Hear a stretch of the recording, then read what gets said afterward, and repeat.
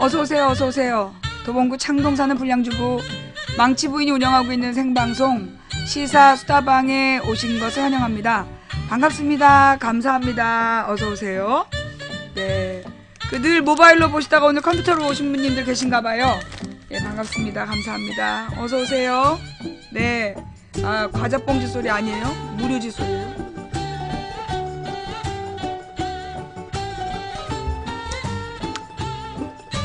어서오세요, 어서오세요. 망치 부인입니다. 반갑습니다. 감사합니다. 어서오세요. 예.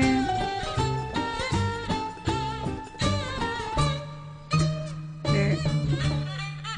어서오세요. 책장에 있는 거, 정의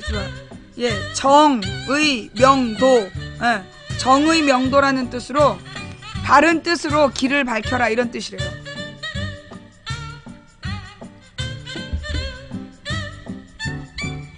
이 음악은 미순테마라는 음악이고요. 해금 연주를 한 내용이에요. 네, 후원해주신 모든 분들께 감사드립니다. 추천해주신 모든 분들께 감사드립니다.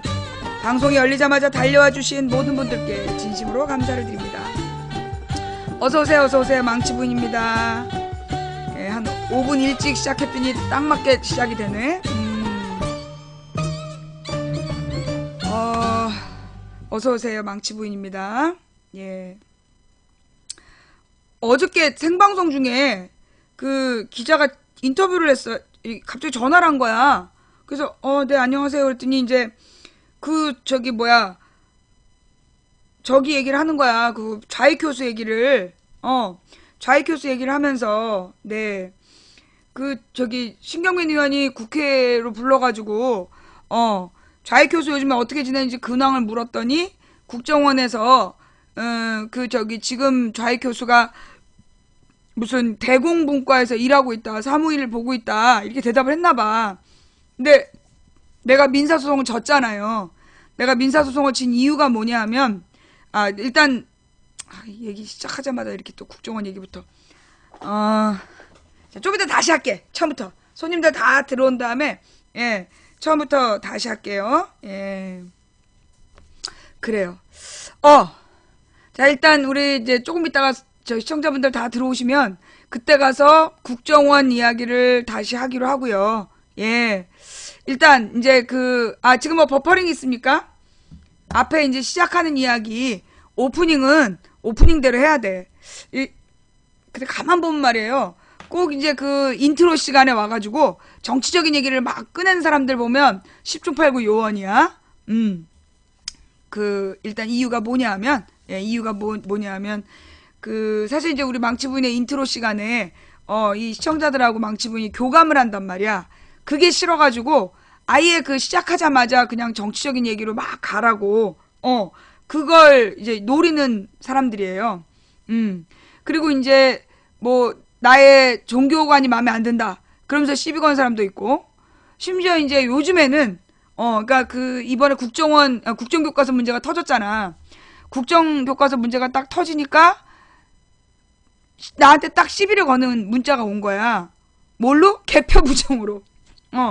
개표부정 동영상을, 강동원인가? 그 사람 동영상을 보내면서, 망치부인이 아는 게 별로 없어 보여서, 자기가 자료를 보낸다고? 이러면서 딱 보낸 거야. 이게 이제 국정교과서 때문에 지금 박근혜 정부가 최대 위기에 놓인 거 아니에요? 그러니까 이제 또 다시 나타난 거야. 또 다시 나타나가지고 그 개표 부정으로 이제 나한테 이제 시비를 걸었어. 그 다음에는 누가 메일을 나한테 편지가 온 게 뭐냐면, 어저께 책으로, 소위 유명 사이비 교주가 쓴 책이 있어요. 그래서 어머니 하나님 막 이러면서 이렇게 뻥 까는 집단이 있는데 그들이 쓴 책을 나한테 보낸 거야. 그 다음에 누가 텔레그램으로 지금 당장 메일을 확인해달라는 거야. 긴급하다 하면서 메일을 확인해달래. 그리고 메일을 열었어. 일루미나티. 돌아버릴 것 같아. 너네 진짜 왜들 그러니? 그러니까는 완전히 뭐라 그러나 전국의 미친년놈들이 다 나한테 연락하는 것 같아.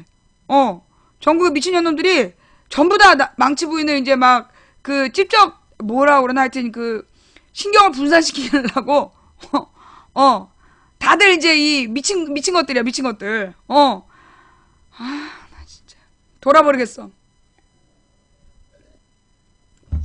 그래가지고 내가 막 화가 난 거야. 화가 막 나가지고 막 시발시발 그러고 있었는데 우리 하나님께서 또 망치 부인의 그 심기를 아시는지라, 혈기를 아시는지라 이 다독이면서 하시는 말씀이 언제나 혹세무미 나는 것들이 있다.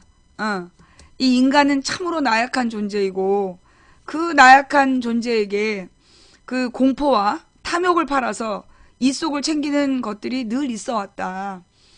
그런데 뭐라나, 이 공포와 탐욕을 파는 놈들에게 넘어간 그들도 내가 사랑한다. 그러니 너무 미워하지 마라. 시발시발 하다가 웅얼웅얼 이게 바뀌게 됐지만, 네. 하여간 미치겠어요. 막 이제 온갖 그 잡조직이, 온갖 잡조직이 전부 다 이제 망치 부인의 심기를 깨려고 총동원된 것 같아. 총동원돼가지고, 이제 그 나의 심기를 흐트러뜨리고, 예. 사실은 이제 우리 망치 부인 방송을 어떤 시청자는 또 그런 얘기를 하더라고요. 자기가 옛날부터 이제 보다 안 보다 했는데, 언제부턴가 망치 부인 방송을 보면 좀 달라진 게 느껴진대. 옛날에는 뭔가 좀 쫓기는 기분이 있고, 조급한 모습이 좀 보이고, 그리고 뭔가 이렇게 그 하나의 목표만 바라보는 듯한 그런 느낌이라서 여유가 없어 보였다는 거야. 근데 이제 언제부턴가 보여지는 모습이 굉장히 여유가 있고 또 뭐래더라? 무게감이 느껴진대나? 그러면서 이제 뭔가 변화가 느껴진다고.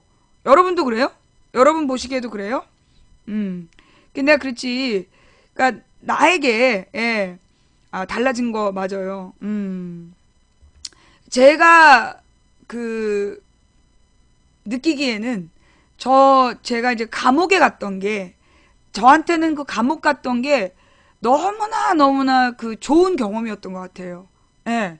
내가 그 감옥에 들어가서 보낸 그 3개월이 어떻게 보면 나의 진짜 이 영성 훈련, 유튜브에서 예전 방송을 보면 좀 전투적이다. 그렇구나. 이제 내가 그 감옥에서 보낸 그 3년이 나에게 정말 하나님께서 그 특별히 마련하신 어떤 훈련의 공간이었구나. 그래서 그 안에서 제가 정말 여러 가지 깨달음을 얻었는데, 그때, 그러니까 이제 내가 어떻게 나한테 이런 일이, 이게 아니라 이 모든 일이 감사하다라고 바뀌는 그런 계기가 됐거든요. 그러면서 인생을 되게 길게 보게 된 것 같아. 나는 당장 내 눈앞에 딱 세운 목표를 달성하기 위해서 막 미친 듯이 다닌 게 아니라, 미친 듯이 이제 가는 게 아니라 멀리 보게 된 거지. 굉장히 넓게 보고 멀리 보고, 지금 당장 눈앞에 일이 안 되는 것 같아도, 잘못되는 것 같아도 그것 때문에 절대 실망하거나 좌절하지 말자. 이게 이 하나님의 섭리 속에서 내가 지금 뭔가 좌절하는 거, 뭐가 안 돼도 뭔가 잘못되는 것처럼 느껴지지만, 이게 결국은 하나님의 큰 계획 속에서는 그 긍정적인 방향으로 나아가는 과정이다. 그런 걸 내가 되게 깨닫게 됐어요. 그 감옥에서. 그러면서 일희일비 안 하게 된다 그럴까? 그냥 막 자극적인 이야기는 별로 이렇게 자극이 안 돼. 근데 요즘에 나를 보면 자극적인 이야기에 별로 자극이 안 되고, 그리고 막 사람들이 막 절망할 때 절망이 안 되고, 그리고 또 막 너무 좋아할 때 별로 안 좋아지고. 그러니까 되게 내 마음 상태가 그런 것 같아. 막 사람들이 막 다운돼 갖고 죽는신용을 할 때, 아유 뭐 그렇게까지 뭐 나쁜 건 아니야. 그리고 막 사람들이 막 좋아할 때, 아유 이것도 다 한때야. 이런 마음 있잖아요. 그러니까 이제 그냥 이렇게 평정심이라 그러나? 그러니까 어떤 감정선이 그냥 유지되는 것 같아. 예. 그러니까 이제 그 감정선이 이렇게 유지되면서, 그 유명한 얘기가 한때 돌았잖아요. 솔로몬 이야기. 이 솔로몬에게 어떤 사람이 기쁠 때나 슬플 때나, 굉장히 성공했을 때나 패배했을 때나 다 통하는 단 한마디가 뭐냐라고 물었을 때 이 또한 지나가리니, 응, 이 또한 지나가리니라는 이야기를 했다. 그러니까 사실 이제 뭐가 잘 될 때, 뭐가 잘 되고 뜻대로 되는 것 같고 막 신이 날 때, 그때 이 또한 지나가리니라는 마음을 가지면 겸손해진다는 거죠. 겸손해지는 거. 또 막 너무너무 고통스러워서 정말 죽어버리고 싶을 만큼 고통스러울 때 이 또한 지나가리니, 이것도 또 다 지나간다. 이 고통이.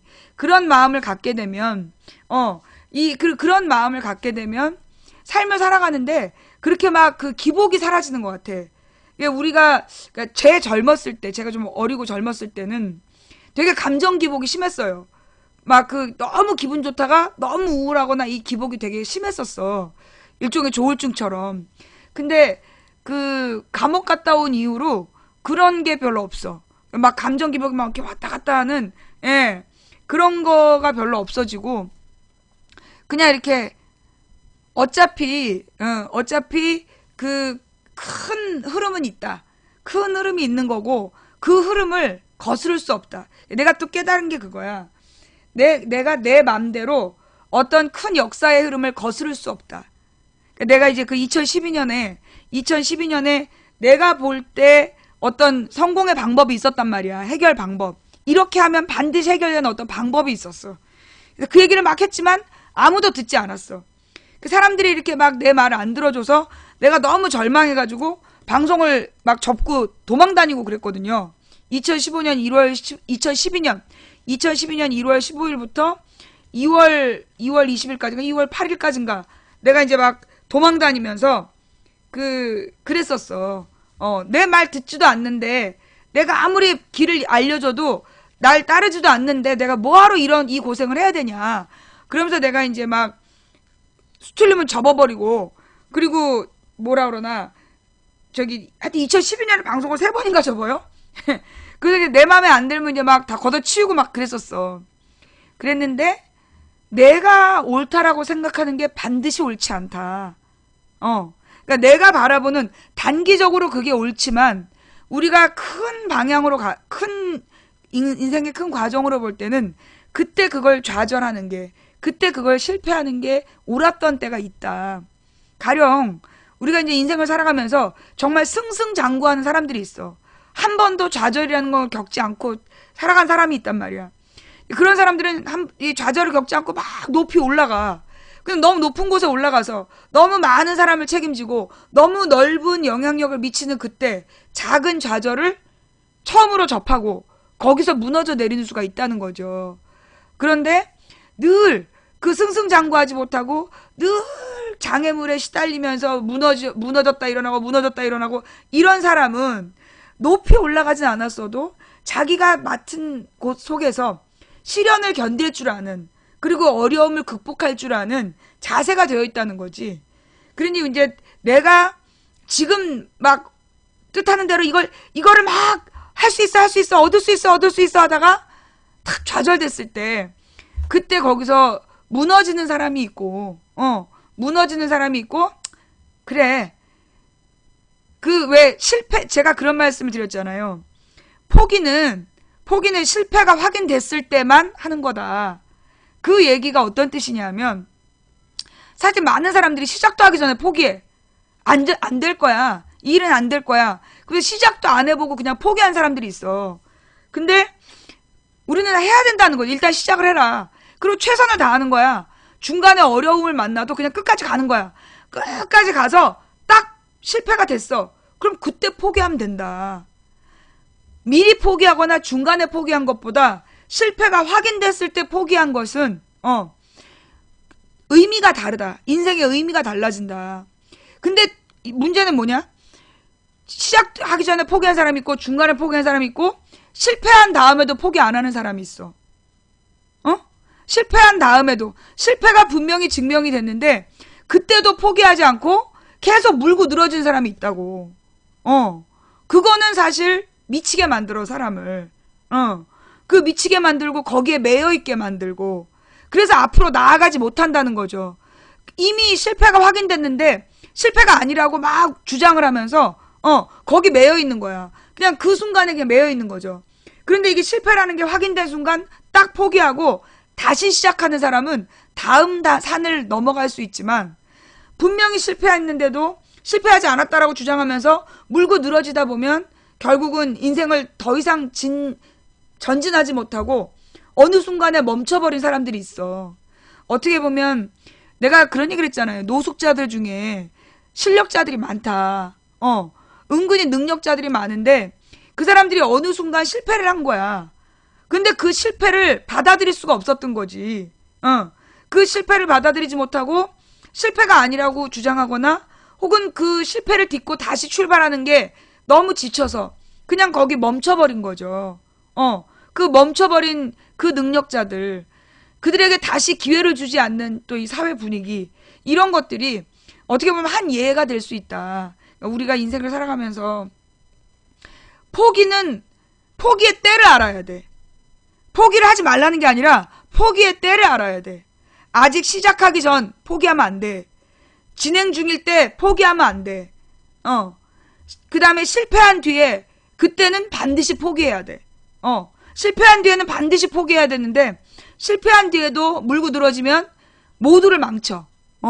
그래서 포기는 실패가 확인되면 그때 하는 거다. 그 전에는 포기하지 말고 계속 가야 된다.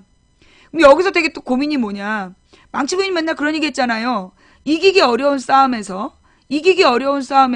지지 않는 단 하나의 방법은 이 싸움을 포기하지 않는 거다라고 얘기했는데, 그게 진 싸움인지 아닌지 어떻게 아느냐, 그런 질문이 있을 수 있잖아요. 그죠? 너 망치부인 너 맨날 그랬잖아. 그 이기기 어려운 싸움에서 지지 않는 단 하나의 방법은 그 싸움을 포기하지 않는 거다라고 너 스스로 얘기해놓고, 그러면 그 싸움이 진 건지 안 진 건지 어떻게 알아? 라는 질문이 있을 수 있죠. 그죠? 나의 싸움이 끝나는 순간은 뭐야? 나의 싸움이 끝나는 순간은 내가 죽었을 때지. 내가 죽으면 내가 싸울 수가 없잖아. 뭔 말인지 알겠어요? 죽기 전에 이 싸움은 안 끝난다는 거야. 예.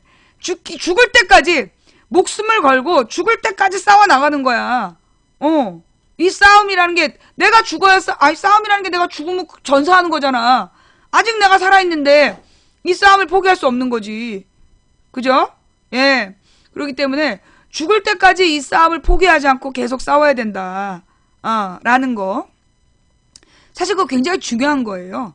인생을 살다 보면 내가 이제까지 살아오는 시간이 뭐 길진 않았지만 한 47년 살면서 많은 사람을 만났어.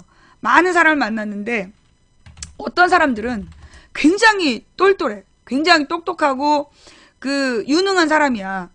근데 옛날 같이 일을 할 때 누군가 뭘 해보자 그런 제안을 던져. 근데 나 같은 사람은 이걸 어떻게 되게 할 거냐. 그래서 되게 하는 방법을 막 찾아. 무조건 되든 안 되든 일단 되게 하는 방법을 찾아. 근데 같은 시간에 굉장히 똑똑하고 유능한 사람은 그 일이 실패할 가능성 99가지를 찾는 거야. 될 수 없는 이유, 이룰 수 없는, 할 수 없는 이유 99가지를 찾고 있더라고, 같은 시간에.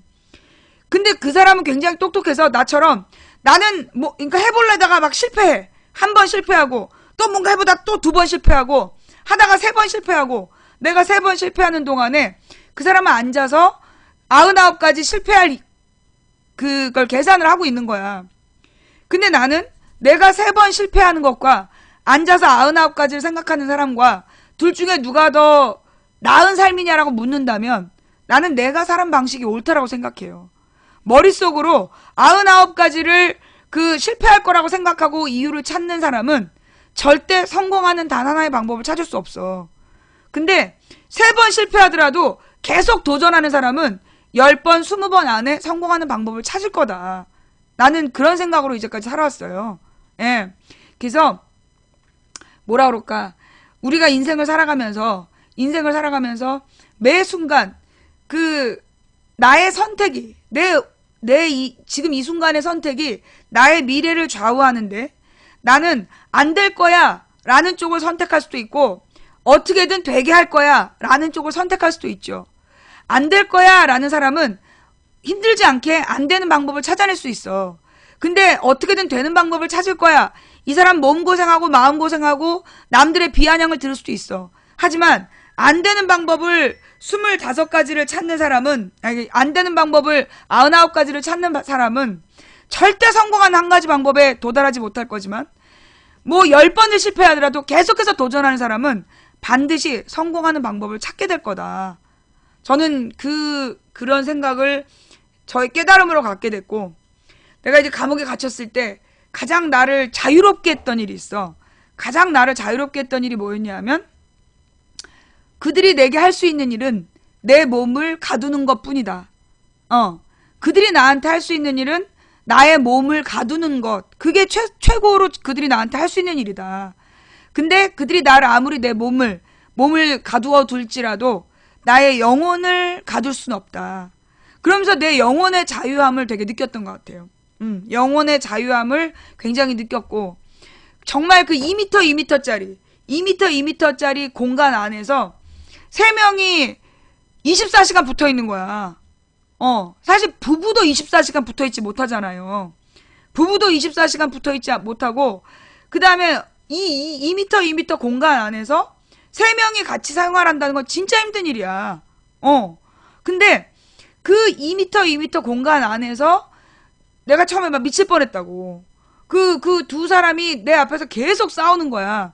그러니까 이제 그 감옥에는 그런 게 있어. 어디나 그렇대. 그러니까 그 서열 싸움을 하는 거야. 그러면서 그 서열 싸움을 계속 하는 거예요. 그러니까 내가 이제 한 팀이랑 있다 두 번째 팀을 만나서 살다가 나왔는데 똑같더라고. 그러니까 이제 그 감옥 안에서는 서열이 정해져야 되는 거야.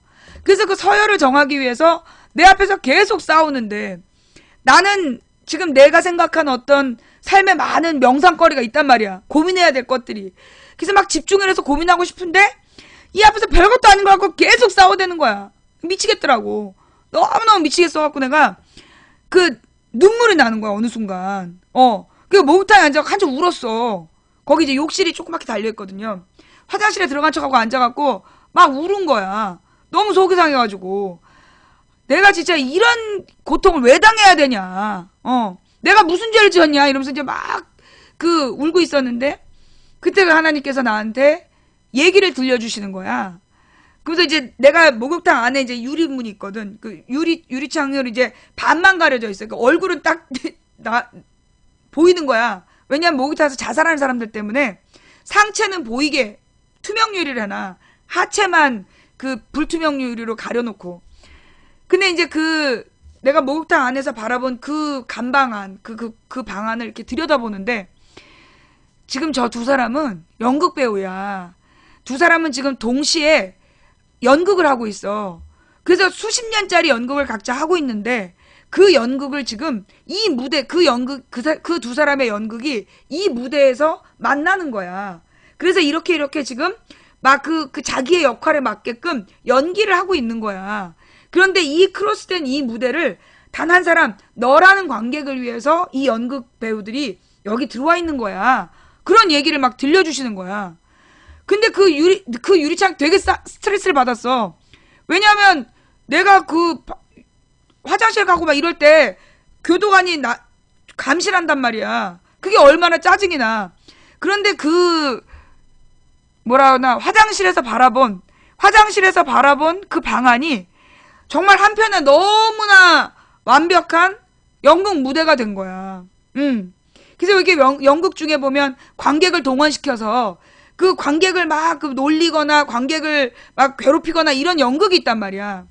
그래서 나는 지금 이 고도의 연극, 그 고도의 연극을 내가 보고 있는 거다. 단 한 사람 나만을 위해서 이토록 완벽한 하나님이라는 감독이 만든 두 명배우가 내 앞에 와서 최선을 다해 연기하고 있는 거다라고 생각한 순간, 그 두 사람이 하는 모든 행동이 나를 감동하게 했어. 너무 웃기고, 어쩌면 이렇게 완벽할까? 어쩌면 이렇게 대단할까? 그런 생각을 하면서 감옥에 있는 내내 너무 이렇게 재밌었어요. 그 사람들이랑 같은 그 방이 너무 웃겼어. 근데 그건 나한테 어떤 깨달음을 줬냐 하면, 이 세상을 살아가는 모든 사람은 다 자기가 주인공인 연극 배우다. 모든 사람은 자기만의 인생 극장을 살고 있는 거다. 그래서 그들이 다 주인공이고 그 주변에 많은 조연들이 그의 인생에 그 걸림돌이 되고 발목을 잡고 또는 시련이 되고 그런 누구는 도와주기도 하고 그러면서 모두가 다 저마다의 인생을 살아가는 다 주인공이다. 그리고 우리가 만났을 때는 바로 하나님의 위대한 섭리 속에서 바로 그 크로스된 무대, 우리가 이렇게 얽히고 저렇게 얽히고 그런 크로스된 무대들에서 우리가 만나는 거다. 그리고 우리의 만남들이 각각의 연극을 더욱더 완성도 있게 만들어가는 거다. 그런 거를 이제 그 감옥 안에서 깨닫고 뭐 명상하고 그런 시간이 됐었어요.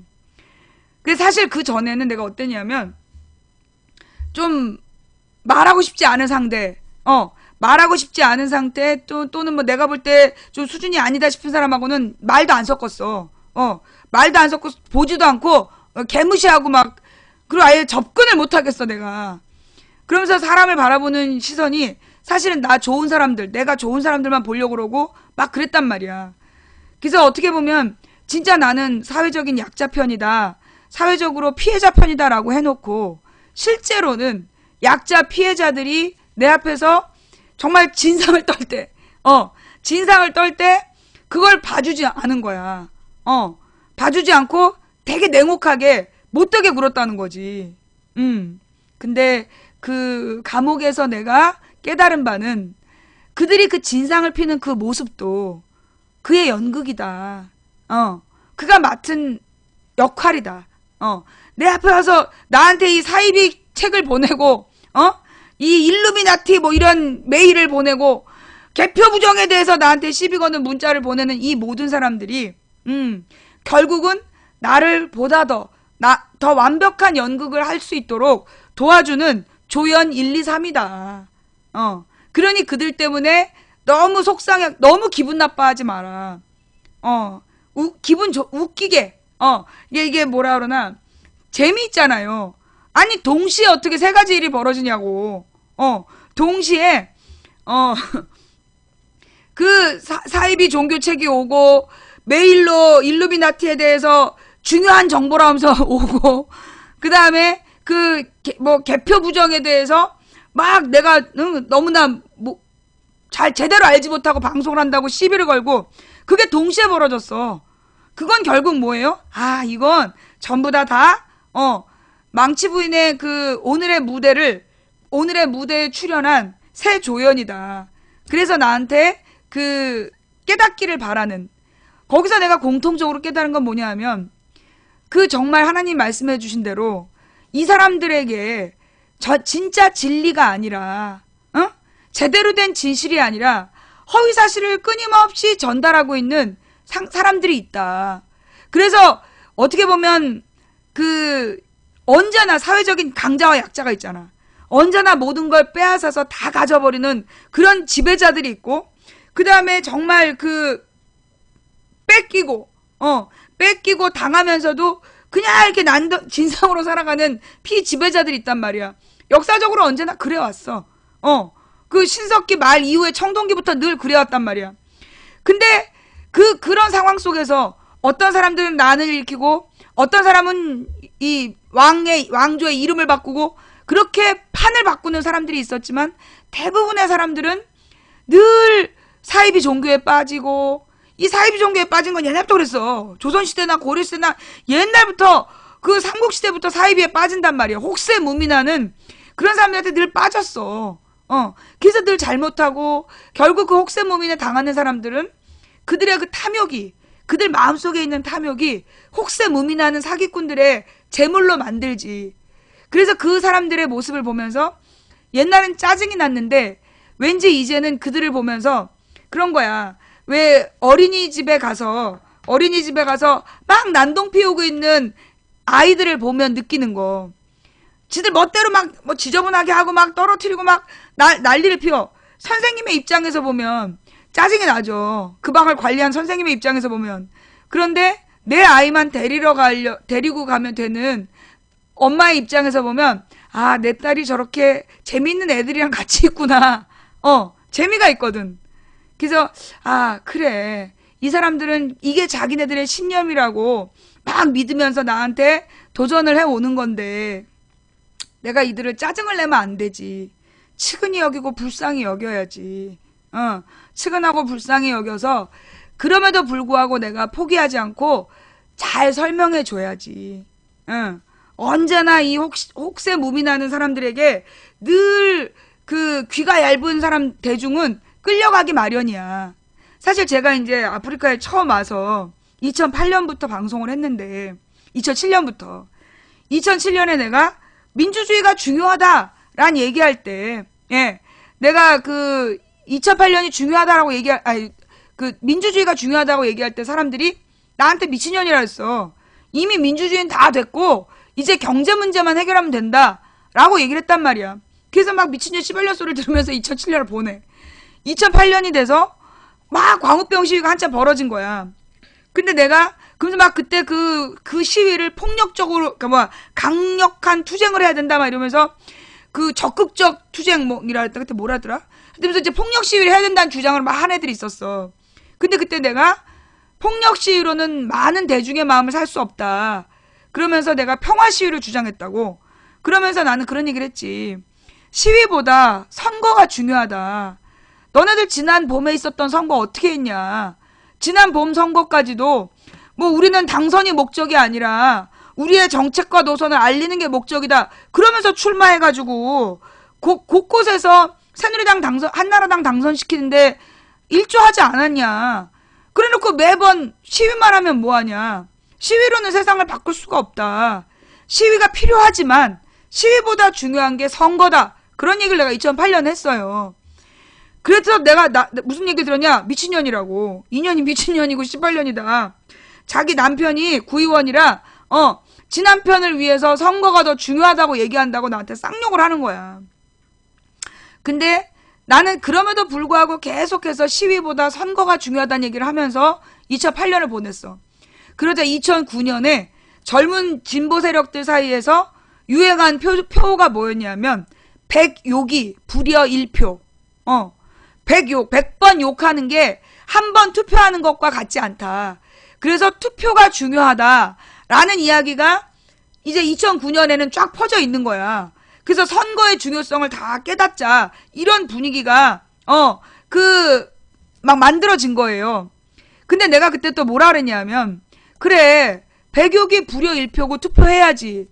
그런데 투표를 맘대로 하면 아무한테나 하면 무슨 소용이 있느냐. 우리는 소선거구 제도다. 한 동네에서 한 명만 1등하면 되는 거다. 그런데 언제나 1번은 다 언제나 여당 쪽은 딱 한 명이 나오고 야당은 갈갈이 찢어서 나와서 다 자기 좋은 사람 찍는다. 그럼 야당 표를 다 합치면 늘 1번을 이기지만 우리는 매번 다수가 지고 있다. 매번 선거 때마다 우리는 35대 65로 싸우는데 우리가 매번 지는 이유가 뭐냐? 쟤네는 35가 똘똘 뭉쳐있는데 우리는 65가 20, 15, 13, 2 이렇게 나눠져 있다. 그러니까 언제나 우리가 지는 거다. 그러니 후보를 단일화해야 된다. 그 얘기를 했어. 2009년에. 그래서 내가 어떤 소리를 들었냐? 미친년 씨발년이라는 욕을 또 들었어. 지 남편이 민주당 구의원이라 전현이 지 남편에게 유리한 얘기를 한다고. 그러면서 이 미친년 씨발년이라고 막 욕을 하는데 그래도 나는 똑같이 외쳤어. 우리는 전략적 투표를 해야 된다. 우리가 표가 갈라지면 결국은 한나라당 좋은 일 시키는 거다. 그러면서 꾸준히 2009년에 미친년 씨발년 소리 들으면서 그걸 외쳤지.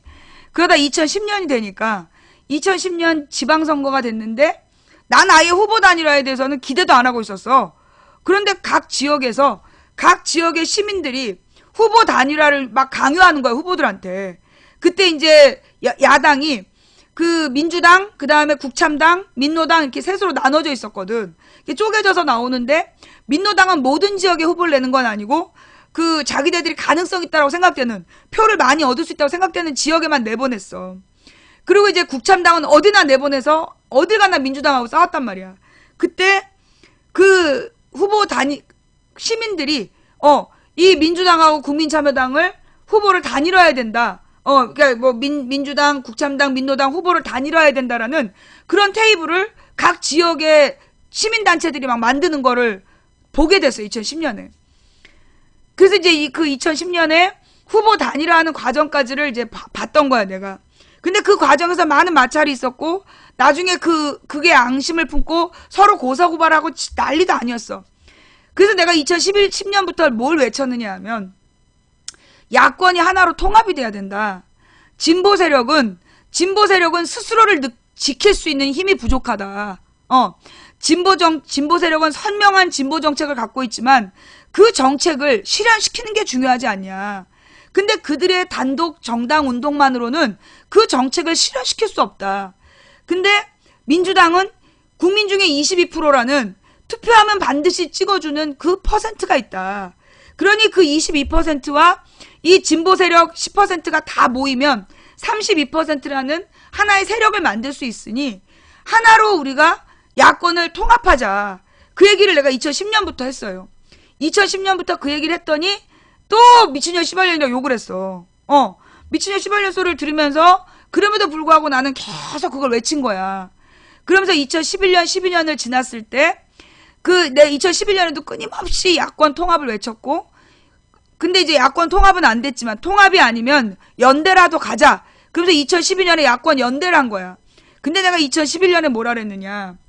야권 연대는 후보 단일화는 이룰지 모르지만 선거에 승리할 수 없다. 혹시 내가 그 방송했던 거 기억나요? 야권 연대로는 후보를 단일화할 수는 있어도 선거를 승리할 수 없다. 내가 그 얘기를 분명히 해. 왜 그랬느냐. 야권 연대하는 과정에서 후보 단일화 과정에서 경쟁을 할 거다. 그 경쟁을 하는 과정에서 양쪽 진영의 지지자들이 앙심을 품게 된다. 그 앙심이 선거 때 절대 하나로 합쳐지지 않는다. 그래서 야권 연대는 안 되고 야권 통합으로 가야 된다. 그걸 내가 2011년에 외쳤어요. 그러면서 내가 그 야권 통합을 혹시 그거 기억나? 내가 2011년에 그 얘기를 계속해서 야권 통합으로 가야 된다. 그러면서 내가 국공합작 얘기를 했다고. 그 진보정당에게 내가 이제 민주당과 진보정당이 합쳐야 된다는 얘기를 하면서 그 옛날에 모택동이랑 국민당이 국공합작을 했다. 원세계라는 괴뢰 집단을 무찌르기 위해서, 군벌 정권을 무찌르기 위해서 국민당과 공산당이 합당도 했다.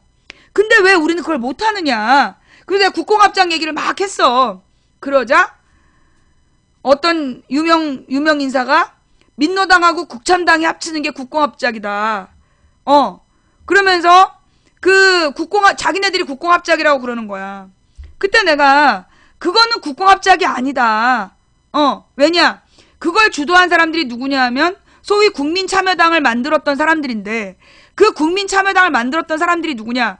굉장히 정치적인 야망이 큰 사람들이야. 이 사람들은 그 소위 민주당 안에 들어가서는 자기네들의 어떤 세력을 만들 수 없다라는 생각을 해서 민주당 밖에 국민참여당을 만든 거야. 그런데 민주당과 경쟁을 해서 이기려면 자기네들의 지지율이 많지 않기 때문에 그래서 민노당을 꼬신 거야. 자기네들이 민노당이랑 합치면 둘이 지지율이 16%까지 올라갈 거다. 그럼 말도 안 되는 개소리를 하면서 민노당하고 국참당이 합쳐야 된다. 근데 이 민노당 사람들은 기본적으로 그 투쟁은 잘 알아도 정치를 몰랐어. 투쟁은 알아도 정치를 몰랐던 민노당이 국참당의 이 꼬드김에 넘어간 거야. 그래갖고 통합진보당을 그 가을에 만드는 거예요. 내가 그러면 안 된다. 둘이 합치면 끔찍한 비극이 일어날 거다. 2011년에 내가 목을 놓아 외쳐요. 그 2011년에 그럼에도 불구하고 둘이 합쳤고 2012년 그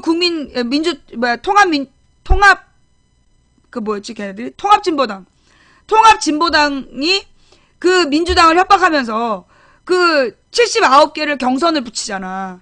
79개를 경선을 붙이고 그리고 자기네들한테 열 몇 개를 양보하라고 그래. 근데 그 당시에 이 민주당에서 그 통합진보당하고 대화 협상 카드에 나간 사람들이 소위 그 민노당 애들이나 국참당을 통제할 수 있는 그 딱 찍어 누를 수 있는 사람들이 아니었어. 그러니까 이 사람들이 제대로 그들의 요구를 해결하지 못한 거야. 찍어 누를 건 찍어 누르고 합리적인 답변을 얻어야 되는데 그때 79개를 경선을 붙여달라. 라는 그 요구를 그냥 받아들인 거야. 이 사람도 정치를 모른 거지. 그래서 어떻게 됐냐? 79개 지역에서 절반도 못 거쳤나 그랬어. 79개 지역에서 절반도 못 건졌을걸? 절반 정도 건졌나? 이 79개에서 이 민노당, 통합진보당하고 민주당하고 경선을 한 거야. 그 경선을 하는 일주일 동안 난리도 아니었어. 그 난리도 아닌 과정에서 어떻게 돼요? 표가 다 갈라져. 그래서 그 2012년 총선을 마친 다음에 그때 국민 멘붕 시대 들어봤죠? 국민 멘붕. 어떻게 이명박이 이런 짓거리를 했는데 야당이 이것밖에 이기지 못했냐. 야당이 그때 다 합쳐서 140석도 못 얻었잖아. 새누리당이 150석 이석을 얻고 야당이 다 합쳐서 130 몇 석밖에 못 얻었어. 2012년에. 그러면서 투표율이 막 그때 그 소위 젊은 진보 지식인들이 나타나가지고 투표율이 70% 되면 이긴다. 그러면서 70%가 되면 뭐 스타킹 신고 춤을 춘다는 운동 막 난리가 아니었어. 근데 이제 내가 선거운동을 하고 있을 때 막 시청자들이 와서 망치 부인님은 뭐 투표율 몇 프로 나올 것 같아요? 뭐 이번에 176석 가나요? 막 그런 얘기를 나한테 물어봤어. 그래서 내가 그때 비웃으면서 과반수도 못한다고, 과반수도 얻지 못한다고 라고 내가 분명히 얘기를 했어요. 그러면서 언제 그 얘기를 했냐면 2012년 1월 15일에 그 한명숙 체제, 한명숙 당대표 체제로는 과반수도 얻지 못할 거다라고 내가 분명히 선언을 했어. 그리고 방송을 접었던 거야. 어차피 총선 과반수 안 될 거고 대선도 질 거다. 희망이 없다. 그래서 방송을 접었던 거야. 근데 그때 막 나한테 강요를 하면서 방송을 다시 열으라고. 막 날 진짜 온갖 협박을 다 했어. 나한테 방송을 열으라고. 근데 돌아왔지. 돌아와서도 내가 분명히 얘기했다고. 당신들 과반수 못한다. 왜? 한명숙 체제는 소위 통합진보당을 통제할 수 있는 능력이 없었어. 그 통진당에서 소위 움직이는 그 국민참여당 애들이라는 그들의 탐욕을 통제할 수 있는 능력이 없었다고. 그러니 이건 야권 연대가 어차피 이 그 국참당 출신들 그들의 이 탐욕에 의해서 난장판이 될 거라는 걸 난 읽었기 때문에 안 될 거라고 본 거야. 딱 그대로 됐어.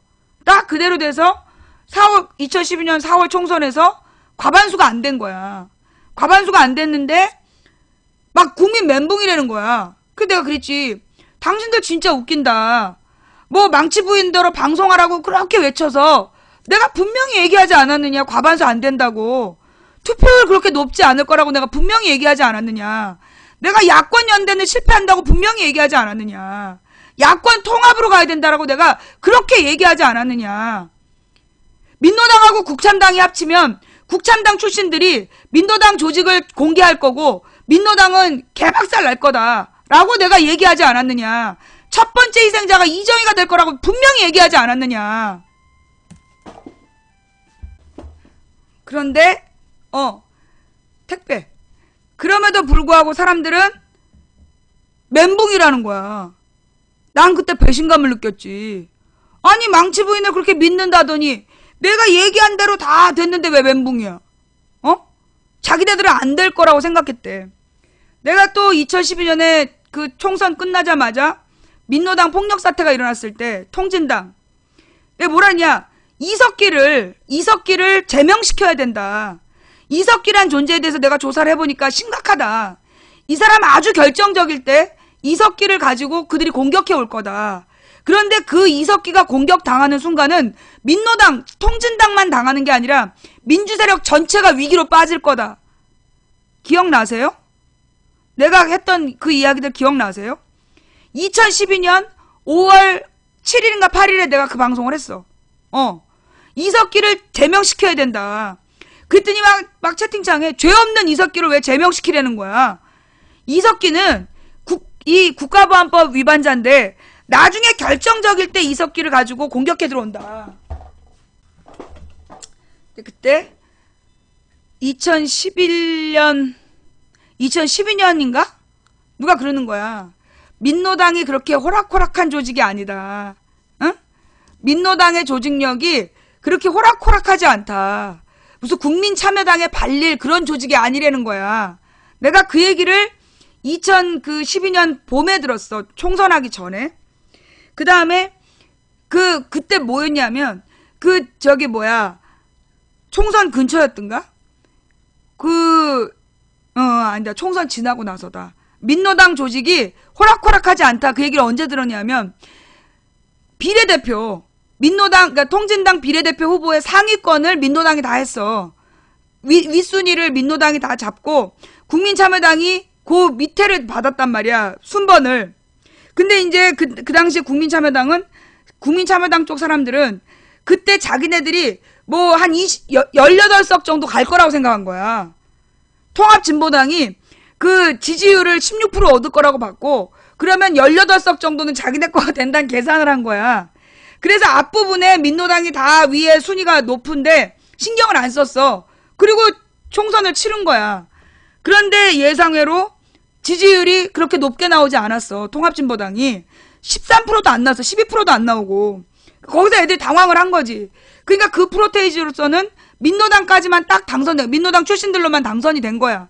그래서 폭력 사태가 일어나. 그러면서 민노당 출신들이 비례대표 후보 경선할 때 부정선거했다. 그러면서 폭력 사태가 일어나는 거야. 근데 결국은 나중에 어떻게 됐어요? 민노당이 부정선거했다고 주장했던 국참당 출신들이 구속이 돼. 예. 그래서 민노당은 부정선거하지 않았지만 민노당을 공격했던 사람들이 도리어 부정선거했다라는, 그러니까 국참당 쪽에서 부정선거했다는 게 들통이 나. 그래갖고 그 사람들만 2~3명인가가 구속되고 끝났단 말이야. 그러니까 그때 나한테 또 이석기가 거봐라, 죄가 없다는 게 증명이 됐다. 근데 내가 그랬지, 반드시 이석기 때문에 당신들이 후회할 날이 온다 라고 내가 얘기를 했어. 그리고 나서 정확하게 1년 3개월 뒤 2013년 8월에 이석기 사태가 터지는 거야. 이석기 아로 사태가 터지는 거야. 그때 우리가 국정원 댓글 사건 가지고 완전히 박근혜 턱밑까지 갔는데 이석기 문제로 죽어버린 거 아니야. 국정원 댓글 사건으로 국민 10만 명이 서울시청에 모이고, 그리고 정말 박근혜 턱밑까지 갔어 우리가. 근데 그때 이석기 문제로 고난을 당했잖아. 그때 물타기가 돼버렸고 국정원 댓글 사건에 대해서 때를 놓쳐버린 거 아니야. 내가 그렇게 얘기했던 그대로 다 진행이 된 거야. 결국은 그런 과정을 우리가 쭉 봤어요. 쭉 봤고, 내가 2012년에 문재인 선수로는 대통령 선거 못한다. 내가 문재인 대표로는 대통령 선거 못한다는 얘기를 했어. 왜? 노무현 대통령하고 문재인은 다르다. 노무현 대통령은 스스로 돌파력이 있었어. 그 돌파력은 어디서 나오냐면 결단력이었던 거야. 남들이 뭐라고 그래도 자기가 옳다라고 싶으면 지르는 그 능력이 있었어. 그 사람은 1980년대부터 1988년부터 그 노무현 대통령은 그런 기질이 있었다고. 남들이 막 하지 말라고 말려도 이게 옳다라고 싶으면 지르고 뛰어나가는 그런 돌파력이 있고 결단력이 있었어. 근데 내가 문재인이라는 사람을 가만 보면 굉장히 뛰어난 능력이 있고, 통합을 잘해. 조절하고 이렇게 토론하고 그 능력을 발현시키고 이런 걸 되게 잘하는, 내가 그때도 분명히 그런 얘기 했어. 총리감이다. 기억나요? 문재인은 총리감이지 대통령감이 아니다. 근데 분명 그런 얘기를 했어. 왜? 문재인은 결정적인 순간에 적장에 목을 베는 결단력이 없다. 그 사람의 성직자적인 기질이 가장 중요한 순간에 칠 땐 쳐야 되는데 그걸 못 칠 거다. 그래서 문재인으로는 대통령 선거를 이길 수 없다. 분명히 내가 얘기를 했다. 근데 문재인 지지자들이 개무시를 하는 거야. 문재인 지지자들이 그럴 리가 없다. 그러면서 이명박에 대한 분노와 공분이, 이명박에 대한 분노가 문재인을 당선시킬 거다. 그렇지 않더라고. 그러니까 이 야권 지지자들 중에 굉장히 앞에 나가서 막 열심히 하는 사람들이 열정도 있고 똘똘함도 있고 재능도 있는데 가장 못 읽은 게 뭐냐면 국민 정서를 잘 못 읽어. 국민 정서를 잘 못 읽어. 그래서 이 국민 정서는 우리가 볼 때 여러분 봐요. 이제까지 새누리당이 한 행동을 보면 말도 안 되는 짓을 하잖아. 새누리당이 진짜 말도 안 되는 짓거리를 하고 말도 안 되는 발언을 해. 그럼 그러니까 민노당 출신들은, 소위 옛날 민노당 출신들은 다 비웃어요. 막 낄낄거리면서 막 웃어. 왜냐면 너무 웃긴다고. 너무나 이렇게 수준 이하라서 막 비웃는 거야. 그런데 그 새누리당에서 그렇게 말도 안 되는 이야기를 할 때 많은 사람들은 어떤 생각을 하는 줄 알아요? 그래도 선명한 게 좋다는 생각을 해. 그러니까 새누리당은 그래. 새누리당은 선명하고 말도 안 되는 유치 빤스한 얘기를 해. 유치 빤스하지만 선명한 얘기를 하고, 민주당은 이 눈치 저 눈치를 보는 거야. 새누리당 지지자 눈치도 보고 민주당 눈치도 보고 호남 사람 눈치도 보고 진보 세력 눈치도 보는데 뭐 하나 분명한 얘기를 안 해. 뭐 하나 분명한 얘기를 안 하면서 그 자기 색깔을 드러내지 못했어. 근데 진보당은, 굉장히 진보 세력은 선명한 자기 주장을 해. 그런데 그 선명한 자기 주장을 실행시키기 위해서는 권력을 얻어야 되잖아. 근데 권력을 얻으려면 권력을 얻기 위한 구도를 짜야 되는데, 이 사람들은 자기네들이 순수한 진보정당 하다가 국참당하고 합치는 그런 오류를 범했어. 그래서 결국 민노당이란 조직이 사라진 거야. 이 민노당이라는 조직이 사라진 게 대한민국 민주주의에는요, 굉장히 큰 상처가 됐어요. 구멍이 생긴 거야. 솔직히 요즘에 여러분 보세요. 지금 이런 이 국정교과서 같은 사태가 터졌어. 소위 옛날에 이런 문제가 터지면 국민들이 확 모일 수 있는 장을 만드는 건 누가 잘해? 민노당이 했어. 민노당 출신들이. 전교조 민주노총, 이런 사람들이 중심이 돼가지고 전국에 전농, 전교조, 민주노총 이러면서 전국 조직 동원해갖고 대대적인 분위기를 만들어냈단 말이야. 그런데 그 민노당이 깨진 거야. 왜? 그 국참당하고 섞었던 그게 원인이 돼서 경기동부라는 책을 잡혔고, 그게 결국은 민노당을 이렇게 만들어낸 거예요. 민노당이 없어진 거는 우리나라 민주주의 발전 과정에서 너무나 큰 구멍이야. 내가 민노당을 그렇게 말렸던 이유도 그거야. 당신들이 민주당이랑은 합쳐도 국참당이랑 합치면 안 된다는 얘기를 내가 그래 했던 이유가 그거라고. 내 말 안 듣고 끝까지 가서 결국 이 민주노동당은 사라지고 말았는데, 그래서 지금 이 문재인 대표가 가장 많은 욕을 먹고 있는 이유가 뭐냐? 지금 이제 그러니까는 새정치연합의 지지율이 계속 떨어지고 있어. 말도 안 되지. 국정교과서 문제 때문에 박근혜 지지율이 떨어지고 있는데 새정연과 문재인 지지율도 떨어지고 있어. 올라가질 않아. 그게 왜 그러느냐 하면, 지금 새정연에게 이 틈을 뭔가 치고 나가길 바라는데, 새정치연합한테 국민들이, 이 야권 지지자들이, 자, 기회가 왔어. 뭔가 선명한 색깔을 드러내고 앞으로 달려가. 그런 주문을 하고 있는데, 지금 새정연 내부에서는 박영선이니 김부겸이니 이런 인간들이 나와가지고 그 통합 전당대회를 해야 된다는 둥. 그러면서 계속 문재인을 흔들고 앉아있는 거야. 그러면 문재인은 그거에 대해서 똑부러지게 결단도 찍어 누르지도 못하면서 바깥에다가는 큰 방향을 제시하기보다는 애매한 방향을 얘기하고 있는 거야. 뭔가 이렇게 큰 방향을 제시하면서 앞으로 나아가야 되는 진보적인 성향을 드러내지도 않아. 문재인이 진보적인 얘기를 많이 안 해요. 그 이유가 뭐냐면 당내 반발 세력 때문에 진보적 성향을 드러내지를 못하는 거야. 그러니까는 누가 그런 얘기를 했더라고. 고재열이 그랬던가? 문재인의 한계가 그거다. 이 사람 저 사람 다른 사람의 얘기를 다 들으려고 하기 때문에 결단력이 없다. 그래서 지금 새정연의 지지율이 떨어지는 건 소위 무슨 빅텐트? 난 빅텐트란 말을 모욕하지 말았으면 좋겠어. 정말! 빅텐트란 말을 모욕하지 말았으면 좋겠다고. 아니, 지금부터 진지하게 질문할게요. 저는요, 소위 제가 얘기했던 빅텐트는 뭐냐. 소위 모든 야권 세력이 뭉쳐야 된다. 거기서 모든의 가장 중요한 두 주체는 소위 민주당 지지 세력과 진보 세력이다. 라고 전 생각해요. 민주당하고 새누리당 중간에 있는 사람들이 아니라 민주당과 진보 세력 그 중간에 있는 사람들이 합치는 게 나는 빅텐트라고 봐.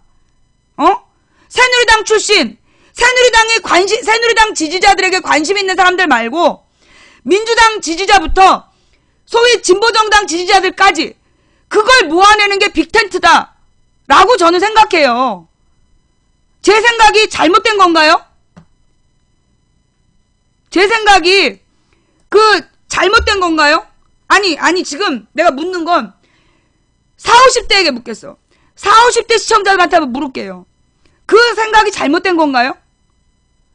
내가 생각하는 이 빅텐트라는 건 지금의 민주당에서 쓸만한 의원들, 정말 진취적으로 열심히 했던 의원들과 그 다음에 젊고 새로운 진보 세력을 합치는 거. 그래서 어떤 희망적 대안을 주는 그런 빅텐트가 필요하다라고 저는 생각해요.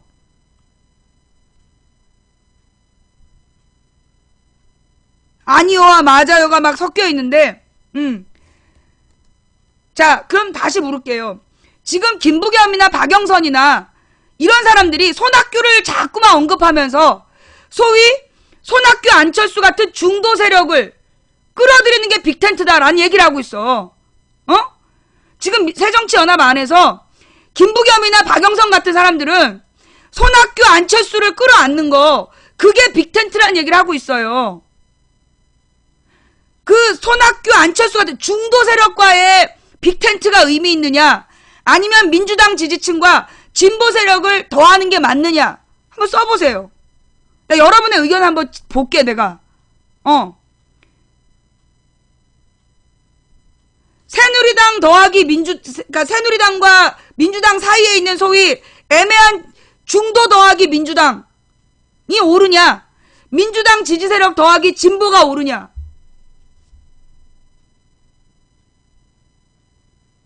나는 손학규를 데려오면 중도층의 지지율이 올라간다라는 도대체 그 계산을 누가 하는지 난 너무나 궁금해.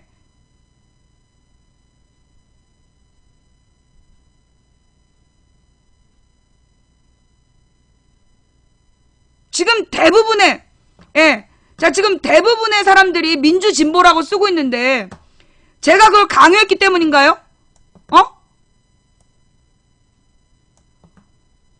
다시 한번 제가 녹화로 남길 테니까 중도 더하기 민주당이 오르냐, 아니면 민주 더하기 진보가 오르냐. 한번 써보세요. 중도 더하기 민주당으로 가야 되냐, 아니면 민주 더하기 진보로 가야 되냐.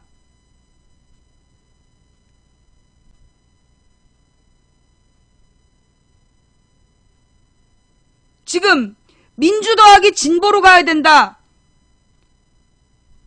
그거 맞아요? 내가 오늘 아침에도 그 김부겸의 인터뷰를 들으면서 열딱지가 나는 거야. 열딱지가. 선명한 진보 정책 그런 거 다 의미 없다. 국민들은 혁신이란 말에 짜증난다. 내 궁금해서 그래요. 여러분, 지금 우리는 혁신이란 말이 뭐야? 고쳐서 새롭게 한다는 얘기잖아. 고쳐서 새롭게 한다는 얘기인데 지금 우리 국민들이 고쳐서 새롭게 하는 걸 싫어해요? 지금 우리 사회가 제대로 가고 있다고 생각하는 거예요? 지금 우리 국민들이 혁신이란 말에 짜증을 내고 지겨워하고 그런 상태예요, 지금?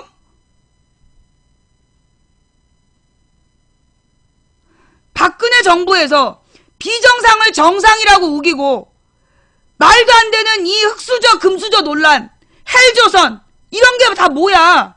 잘못됐다는 얘기 아니야. 대한민국 잘못 가고 있으니까 제대로 바꿔야 된다. 그게 혁신 아니야? 아, 나 진짜.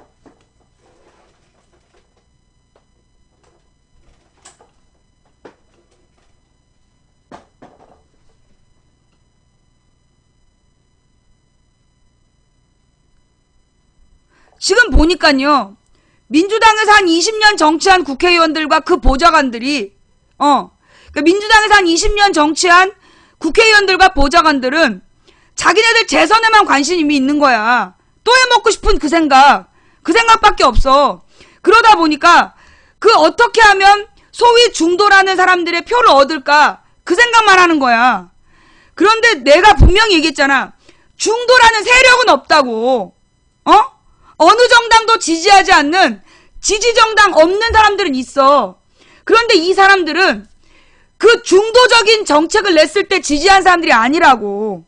어느 정당도 지지하지 않는 이 중간 사람들은 어떤 성향이냐? 어떤 건 새누리당을 지지하고 어떤 건 새정연을 지지하는 거야. 어떤 건 보수 정책을 지지하고 어떤 건 진보 정책을 지지하는 사람이라고. 그래서 보수나 진보나 자기의 성격을 정하지 않은 사람들이야. 그런데 지금 그 사람들이 진보적인 경제 개혁을 원한다고. 자, 이 부분 질문할게요. 자, 제가 지금 판단하고 있는 국민 여론은 소위 보수 정당도 진보 정당도 지지하지 않는다라고 생각하는 사람들이 원하는 건 경제적인 부분에 있어서는 진보적인 개혁을 해야 된다라고 저는 생각한다고 믿어요. 뭐냐? 중소기업을 살려야 된다. 영세 자영업자 살려야 된다. 노동자들에게 제대로 된 임금을 줘야 된다에 이 중간층이 동의하고 있다고 생각합니다. 맞습니까? 제가 지금 잘못 생각하고 있는 거예요? 맞는 거예요? 내가 알고 있는 이 중간 세력은 지금 경제정책에 있어서 분명한 진보적 경제정책을 원하고 있다. 맞죠? 우리가 선명한 진보정책이라는 게 뭐냐. 내가 이제 그 옛날 열린우리당 시절에 여의도에 있었잖아. 열린우리당 시절에 여의도에 있었는데 그때 열린우리당에서 추진했던 게 뭐였냐 하면 국가보안법 폐지, 그 다음에 사학법 제정, 그리고 하여튼 두 가지가 더 있었어. 뭐였지? 4대 악법. 그러니까 이제 4대 개혁이라 그랬고 열린우리당이 국가보안법 없애기, 그 다음에 사학법 제정, 그리고 또 두 가지가 있었어. 친일파 재산환수, 반민족행위자 재산환수법인가? 반민족행위자 재산환수법. 그거, 그 다음 또 하나 또 있었어. 그래서 네 가지를 이야기하면서, 네 가지 투쟁을 하면서, 막 여의도에서 난리가 났었어요. 자, 그런데 그 당시에 네 가지 중에, 국가보안법 폐지, 그 다음에 사학법 개정, 그 다음에 친일 반민족행위자 재산환수법, 이거 하고, 그 다음에 또 하나가 있었는데, 이 네 가지가 국민들이 볼 때는, 이게 우리랑 무슨 관계냐. 우리랑 무슨 관계냐였어. 국민들이 볼 때는 국가보안법을 왜 폐지하지? 아직 북한이 존재하는데 국가보안법을 왜 폐지하지? 라는 생각을 했고, 그 다음에 친일파 재산환수법은 뭐 친일파가 뭐 얼마나 있다고 라는 얘기였고, 그 다음에 사학법은 그것 때문에 등록금이 오른다라는 조중동의 논리에 속아 넘어가 있었고, 그 다음 마지막 하나는 뭔지 기억이 안 나는데 하여튼 그런 분위기였어요. 근데 그때 열린우리당 국회의원들이 막 힘으로 밀어붙이자. 우리가 과반수다. 그러면서 막 나간 거야. 거기서 나타난 문제가 뭐냐면 국민들하고 소통하면서 그게 왜 필요한지를 여론화하지 못하고 자기들이 152석이라는 것만 믿고 그 국회 안에서 몸싸움하고 막 밀어붙인 거야. 결국 어떻게 됐냐? 국가보안법 폐지에 대해 이 네 가지에 대해서요. 국민 여론이 다 돌아섰어요. 열린우리당에서 추진했던 네 가지에 대해서 국민 여론이 다 돌아선 거야.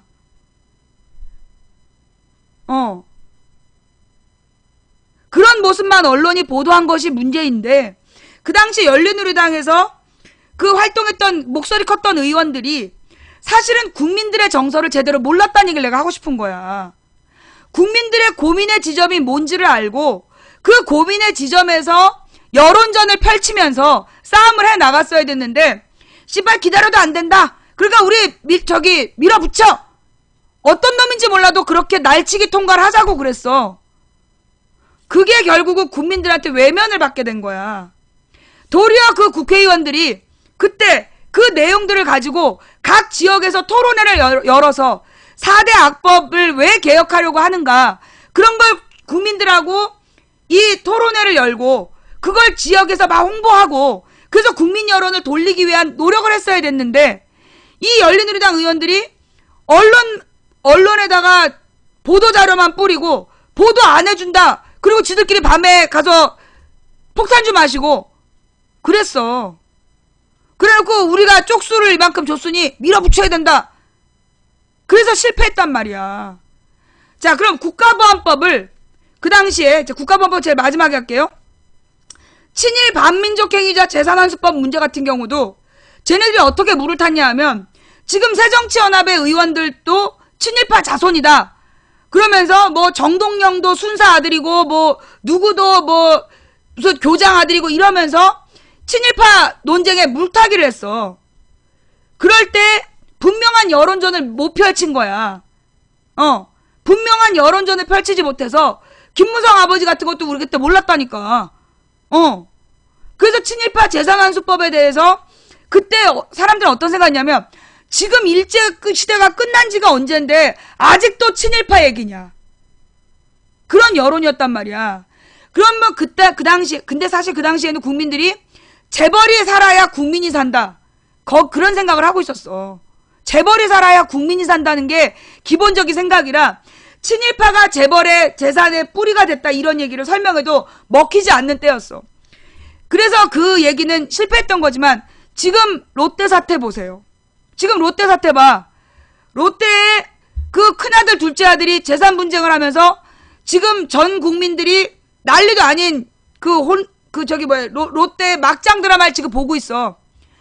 큰아들이 한국말을 전혀 못해가지고 한국 기업이라고 외치면서 한국말을 전혀 못해갖고 그 마누라가 대독을 했어. 그리고 이 신동빈이란 둘째 아들은 그나마 한국말은 일본 사람처럼 하긴 해. 그러면서 롯데가 한국 기업이라 그러면서 모든 이익을 쪽쪽 빨아서 일본에 갖다 바치고 있는 거야. 이런 게 바로 친일 자본이라는 거죠.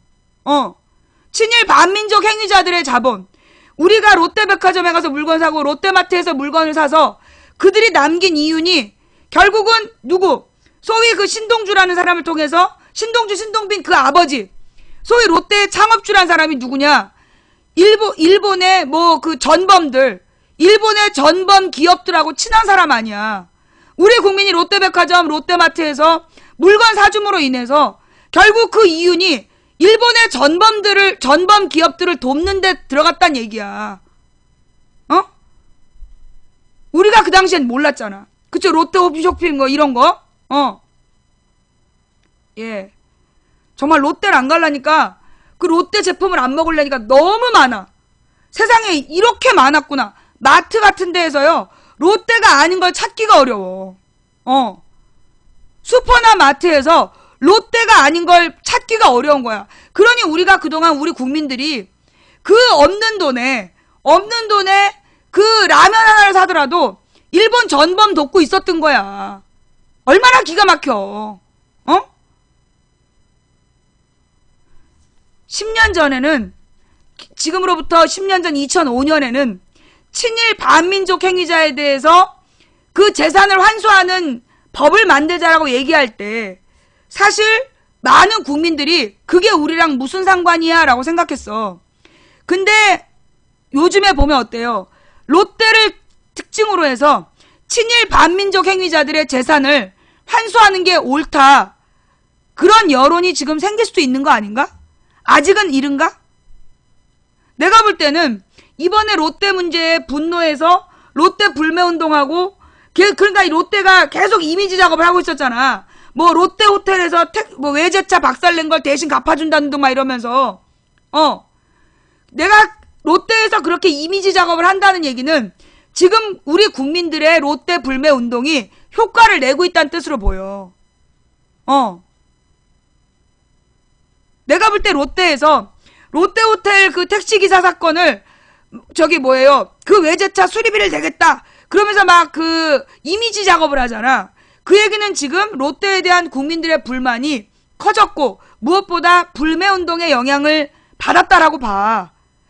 이거 한 건부터 시작해서 이 친일 반민족 행위자, 이 친일파 새끼들이, 일본놈 앞잡이들이, 일제 앞잡이들이 그 당시에 이 민족 자본가들을 등쳐먹고 사기치고 뺏어서 부의 기원을 삼았던 그 재산들을 환수하는 그 노력을 국민운동으로 벌여나가자. 나는 그게 지금은 시작할 수 있을 것 같아. 지금은 시작할 수 있는 내용이지만 그때 10년 전에는 국민들이 너무 몰랐다. 그리고 그때 막 친일파와 빨갱이 이런 식으로 그 이념 논쟁으로 몰아갈 때 그때 제대로 된 여론전을 펼치지 못했었다. 그게 아쉽고요. 그 다음에 이제 그 문제를 앞으로 나는 가능성이 있다고 본다. 두 번째로는 사학법. 지금 여러분 사립학교에서 그 당시에 이제 사립학교법을 막 날치기로 통과를 시켰는데, 사립학교법을 조중동에서 뭐라고 거짓말했냐면 사립학교법 때문에 등록금이 올라간다 그랬어. 그 거짓말이었단 말이에요. 사립학교법이 뭐였냐면 사립학교 사립재단들을 국가에서 사회이사를 파견해서 그들이 등록금이나 비용을 어떻게 처리하는지 그걸 검토하고, 그래서 잘못된 비용 처리는 환수시키고 국고 지원을 중단시키고, 그리고 이 등록금의 용처 이런 걸 밝혀내자. 그게 사학법이었어. 그런데 그 사학법을 어떻게 했어요? 그 사학법을 박근혜랑 이명박이 지랄지랄 해가지고 도로 없애버린 거 아니야. 사학법을 재개정해가지고 그 등록금을 계속해서 받아 처먹을 수 있게 만들어버린 거 아니야. 이제라도 여러분 이제 이 사학법이 만들어지던 그때라도 중단했어야 됐는데 그 당시에 막았었으면 좀 덜 했을 거야. 근데 못 막았지. 그래서 어떻게 됐냐. 지금 서울 시내에 있는 사립대학의 모습이 20년 전하고 너무 변했어. 20년 전의 대학교의 모습과 지금의 모습이 완전히 갈라져 갖고요. 소위 이대나 연대처럼 오래된 대학교에 그러니까 원래 건물을 못 찾아가. 안 보여. 무슨 돈으로 오겠어? 무슨 돈으로? 등록금 받아서 학생들한테 세계에서 제일 비싼 등록금 받아가지고 세계에서 제일 비싼 등록금 받아서 그 돈으로 건물 지은 거예요. 그래서 이대 봐봐. 이대, 서울, 연대 어마어마하게 변했어. 고대도 안암병원 새로 지었잖아. 그 돈 다 어디서 나왔겠어? 등록금으로 나온 거야. 등록금으로. 경희대도 건물 그 30년 동안 못 지었던 평화의 전당 새로 지었더라고. 그 밖에도 늘어난 건물이 너무 많아. 외대는 거의 발디딜 틈 없이 건물을 새로 지었어. 서울에 있는 사립대학들이 어마어마하게 건물을 많이 지었는데 그 돈 다 등록금으로 지은 돈이야. 우리 지난 10년 동안 그 대학을 졸업한 졸업생들은 모두 대부분이 신불자야. 왜? 등록금 대출 받고 10년 동안 갚지를 못해갖고 취직도 못하는 신불자야. 대학생들을 그렇게 만들어 놓고 지들은 원래 원가보다 2배나 많은 등록금 받아갖고 몇십억 몇백억짜리 건물 지었단 말이야. 이 사학법 무슨 전형료도 심하긴 하죠.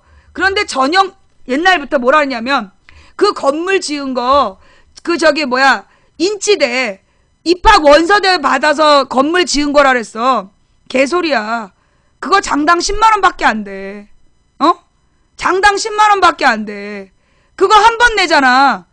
그런데 등록금은 4년 동안 8번을 내는 거야. 4년 동안 8번을 150만원만 내면 되는데 300만원씩 걷었다니까. 그래서 지금 전 세계에서 제일 비싼 등록금, 국가에서 국가 장학금을 운영해. 그 국가 장학금이 뭔 줄 알아? 결국 국민 세금으로 그 사립대학에 말도 안 되는 등록금 내주는 거야. 사립대학에 등록금의 용처를 추적해서 등록금 제대로 쓸데없이 많이 받은 학교는 면허 취소시켜버리거나 아니면 등록금을 강제로 깎지 않으면 학생 못 받게 줄여버리거나 그런 조치를 해야 되는데 국민 세금으로 국가 장학금이라는 이름으로 그 기준도 애매한, 누구는, 그러니까 로또야, 로또. 기준도 애매한 국가장학금, 결국 국가장학금이라는 이름으로 그 사립재단 아가리에 그 어마어마한 몇 조 원씩을 지금 주고 있는 거야. 그럼 사립대학은 돈이 없어? 돈이 남아 돌아갖고 그 돈으로 쓸데없는데 투자했다가 몇십 조씩 날리고 있다니까, 지금. 해마다 한 학교당 몇십억 원씩 날리고 있어, 지금. 엉뚱한 데 투자했다가. 그 돈 다 무슨 돈이야? 국민 세금으로 받은 장학금? 아니면 저기 애들한테 강제로 뭐 걷어들인 등록금이야. 사학법. 반드시 필요한 법이야. 그런데 10년 전에 제대로 된 여론전을 펼치지 못해갖고 막 되게 위기로 갔다가 나중에 이제 그 진보 세력들이 사학법은 좋은 거였어. 그런 걸 알게 되면서 이명박 박근혜의 흔적들을 모았던 거지. 그래서 이제 막 공격을 하니까 이명박이 반값 등록금 공약을 내세울 수밖에 없었던 그런 게 있었어요. 그 다음에 국가보안법이야. 국가보안법을 폐지하라 라고 얘기하니까, 국가보안법을 폐지하라라고 얘기하니까 국민들이 깜짝 놀란 거야. 왜?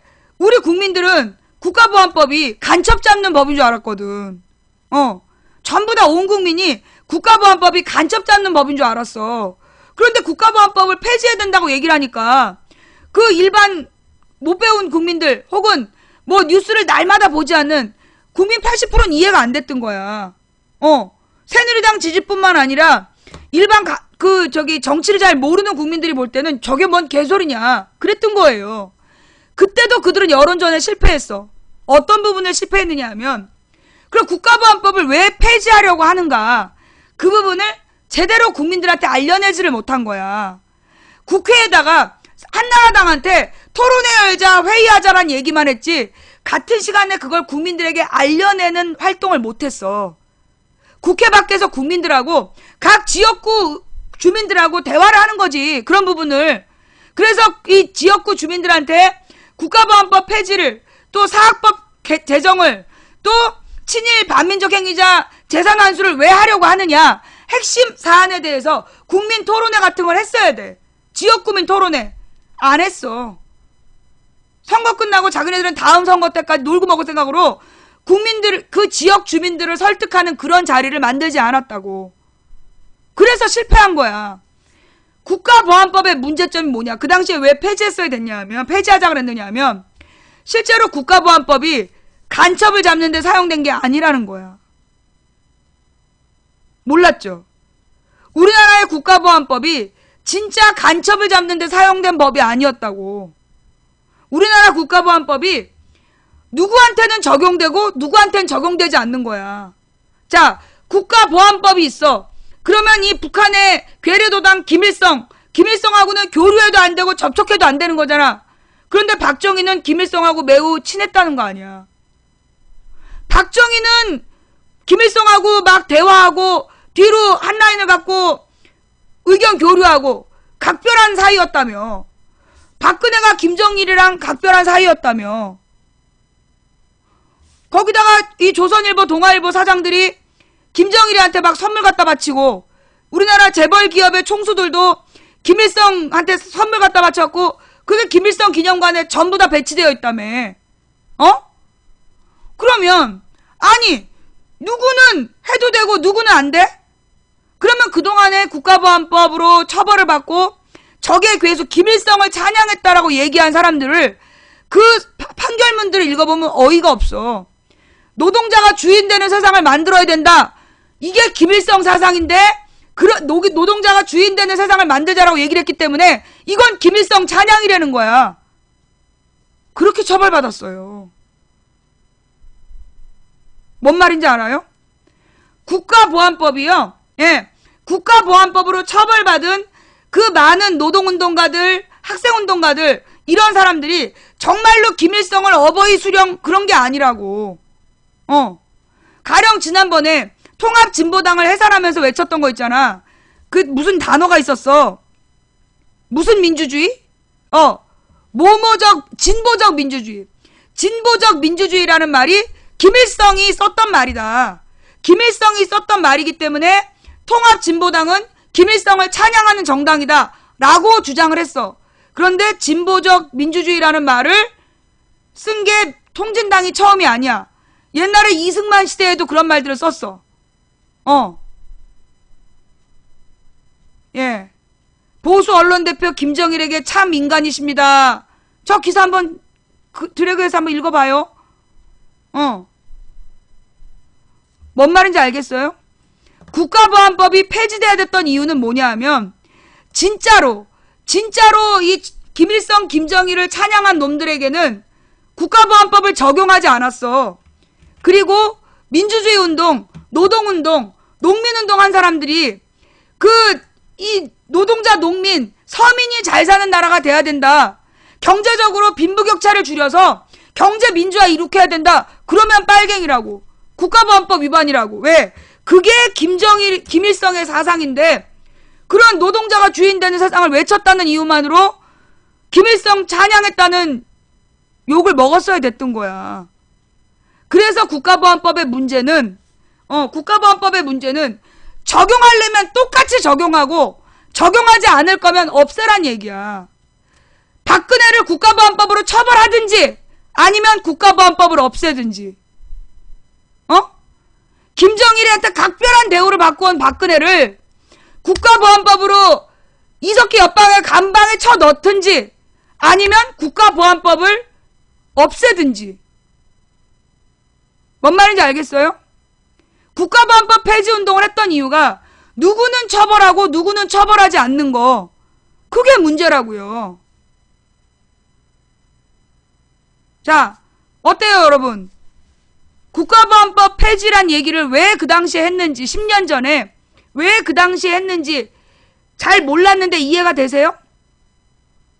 잘 몰랐는데 혹시 오늘 이 얘기를 듣고 국가보안법 폐지 이야기의 배경이 뭔지 이해가 된 사람 손. 옛날에는 국가보안법 폐지는 말도 안 되는 얘기다 라고 생각했는데 박근혜를 국가보안법으로 잡아쳐 넣든지 아니면 국가보안법을 폐지하든지. 이 동아일보를 국가보안법 위반 혐의로 폐간시키든지 아니면 국가보안법을 폐지하든지. 보수 언론 대표 김정일에게 참 인간이십니다. 이게 뭔지 아세요? 동아일보 호외. 이게 뭘까요? 예. 북한이 박근혜, 정몽준 의원, 김문수 경기도지사 등 새누리당 대선 경선 후보들의 친북 발언을 공개하겠다고 밝히면서 이들의 북한 방문 행적이 궁금증을 낳고 있다. 최근 종북몰이에 앞장서온 보수 언론들도 북한에 선물 공세를 폈던 것으로 나타났다. 박근혜 의원은 2002년 5월 11일부터 14일 평양을 방문하는 동안 김정일 국방위원장을 면담하고 만찬도 함께했다. 박 의원은 또 공연을 보기 위해 김일성 주석의 생가인 만경대 부근의 학생 소년 궁전을 찾았고 평양 시내가 한눈에 보이는 주체 사상탑을 방문하기도 했다. 그러나 박 의원은 만경대 자체나 김주석의 주검이 안치된 금수산 궁전은 찾아가지 않았다고 밝혔다. 김문수 지사는 두 차례 북한을 방문했다. 2005년에는 다른 의원들과 함께 북한 아궁이 개량 운동 지원 차원에서 2008년에는 경기도가 조성한 개성시와 개풍군의 양묘장 준공식에 참석하기 위해 방문했다. 정몽준은 99년 2000년 대한축구협회장 겸 국제축구연맹 부회장으로 방북했다. 이들 세 사람은 모두 북한을 찬양하는 발언을 한 일이 없다고 밝혔다. 평소 북한에 비판적이었던 보수 인사들이 방북해 북한 지도자에 대해 긍정적으로 발언한 일도 있었다. 2000년 8월 남한의 언론사 대표들이 대거 북한을 방문했을 때 보수 언론사 대표는 김 위원장에게 호탕하십니다. 참 인간이십니다. 세계 어디에서 나셔도 단연 제일이십니다. 등의 발언을 했다고 북한의 월간지 금수강산 2000년 8월호가 보도한 바 있다. 이거 국가보안법 위반이라니까? 98년 10월 동아일보사 취재단은 북한을 방문해 김일성 주석의 항일 무장투쟁인 보천보 전투를 보도한 동아일보 기사를 담은 금동판을 선물했다. 이게 1920년에 보천보 전투에서 김일성이 뭐 잘했다 뭐 이런 옛날 동아일보 기사에 금동판을 선물했다고. 또 98년 9월 홍석현 당시 중앙일보 사장이 김정일 위원장에게 고급 시계를 선물한 것으로 알려졌다. 북한대학원 대학교 양무진 교수는 남의 나라를 방문해 그 나라 지도자에게 경의를 표시하고 선물을 전달하는 것은 상식적인 일이라며 남한의 비이성적인 종북 논란이 방북 발언이나 선물을 둘러싼 논란으로 번지고 있다고 지적했다. 아니, 지네가 하면 선물이고 노동자가 하면 종북이냐? 어? 아니, 솔직히 우리나라 노동자 중에서 김일성을 어버이라고 부르고 김일성 만세한 사람이 몇 명이나 되겠냐고. 그 많은 사람들을 북한하고 내통한 간첩이라고 고문하고 죽이고 그 짓거리로 국가보안법을 사용했어요. 국가보안법을 폐지하지 않을 거면 저 새끼들 다 잡아 넣어야 돼. 내 말이 맞아 틀려? 내가 지금 잘못 생각하는 거예요? 지금 국가보안법을 폐지하는 거에 반대하는 사람들은요, 저 사람들 다 잡아 넣어야 된다고. 박근혜를 지금 끌어내려서 감옥에 가둬야 된다니까? 국가보안법 폐지시키지 않을 거면 박근혜도 처벌해야 돼. 박근혜를 처벌하기 싫으면 누명 씌우고 누명 씌우고 없는 일을 있는 일로 만들고 증거를 조작하고 그런데 악용되고 있는 국가보안법. 이 국가보안법의 가장 심각한 문제가 뭐냐 하면 규정이 애매하다는 거래. 뭐 찬양 고무죄. 찬양 고무죄가 뭐 어디까지가 찬양 고무죄냐고. 통합진보당은 진보적 민주주의라는 표현을 쓴 게 찬양 고무죄야. 근데 이정희가 주차탑 갔다 왔어? 주체사상탑이 뭐야? 김일성 사상이 훌륭하다고 전 세계에 자랑하려고 세운 탑이야. 이정희는 주체사상탑에 갔다 온 적이 없어. 박근혜는 주체사상탑 가서 평양시내를 구경하고 왔지만 이정희는 그런 적이 없다고. 근데 주체사상탑에 올라간 건 국가보안법 위반이 아니고 이승만 때부터 썼던 진보적 민주주의라는 표현을 쓰면 그게 김일성 찬양이야? 그게 국가보안법의 문제라는 거예요. 국가보안법의 문제가 명확한, 모든 법은 명확한 규정이 있어야 됐는데 규정이 명확하지 않은 거야. 선명하지 않은 거야. 명시성이 떨어진다는 거야. 그래서 지들 멋대로 처벌하고 싶은 사람만 골라 처벌할 수 있는 법이라서 문제라는 거예요. 이해가 돼요? 뭔 말인지 알겠어? 나는 국가보안법을 폐지하라고 지금 얘기하지 않았어. 자, 내가 지금 뭐라 했어요? 국가보안법을 폐지하라고 얘기했어요? 나는 그렇게 얘기하지 않았어요. 내가 한 말을 정확하게 받았어봐. 국가보안법을 폐지하지 않을 거면 박근혜를 처벌하고, 박근혜를 처벌하지 않을 거면 국가보안법을 폐기하고, 둘 중에 하나를 선택해라. 뭐요? 국가보안법을 폐지하지 않을 거면 박근혜와 저 보수 언론사들을 처벌하고, 박근혜와 보수 언론을 처벌하지 않을 거면 국가보안법을 폐지하고, 우린 둘 중에 하나를 선택해야 되는 거다. 공평하게. 내 말이 맞잖아. 나는 국가보안법 자체를 폐지해라 마라 라고 얘기하고 싶지 않아. 법을 유지하고 싶으면 똑같이 적용하고, 법을 누구에게는 적용하고 누구에게는 적용하지 않을 거면 그런 법은 폐기돼야 되고.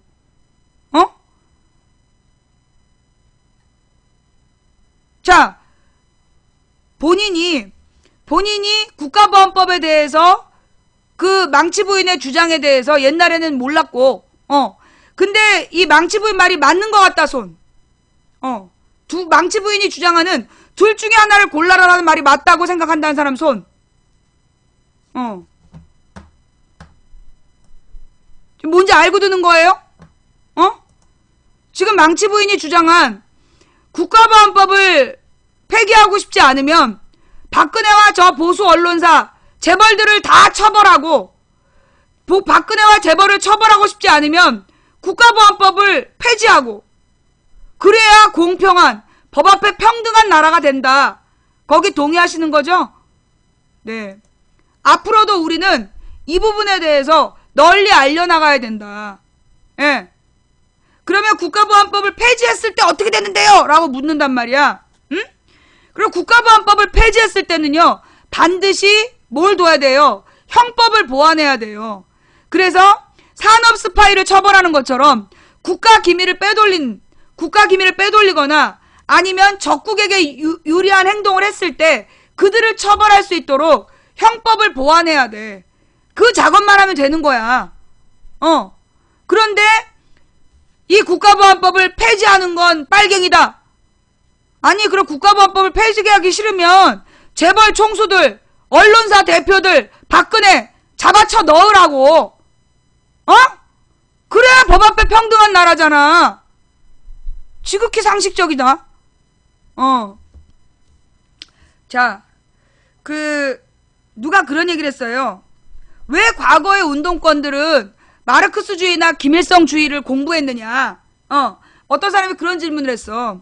왜 과거의 운동권들은 이 마르크스 레닌주의를 공부하고 그 김일성주의를 공부했느냐? 그런 얘기를 누가 질문을 했는데, 그러니까 우리나라가 1989년까지는, 그러니까 1989년, 90년 요때까지는 전 세계가, 우리나라가 아니라 전 세계가 냉전 체제였어.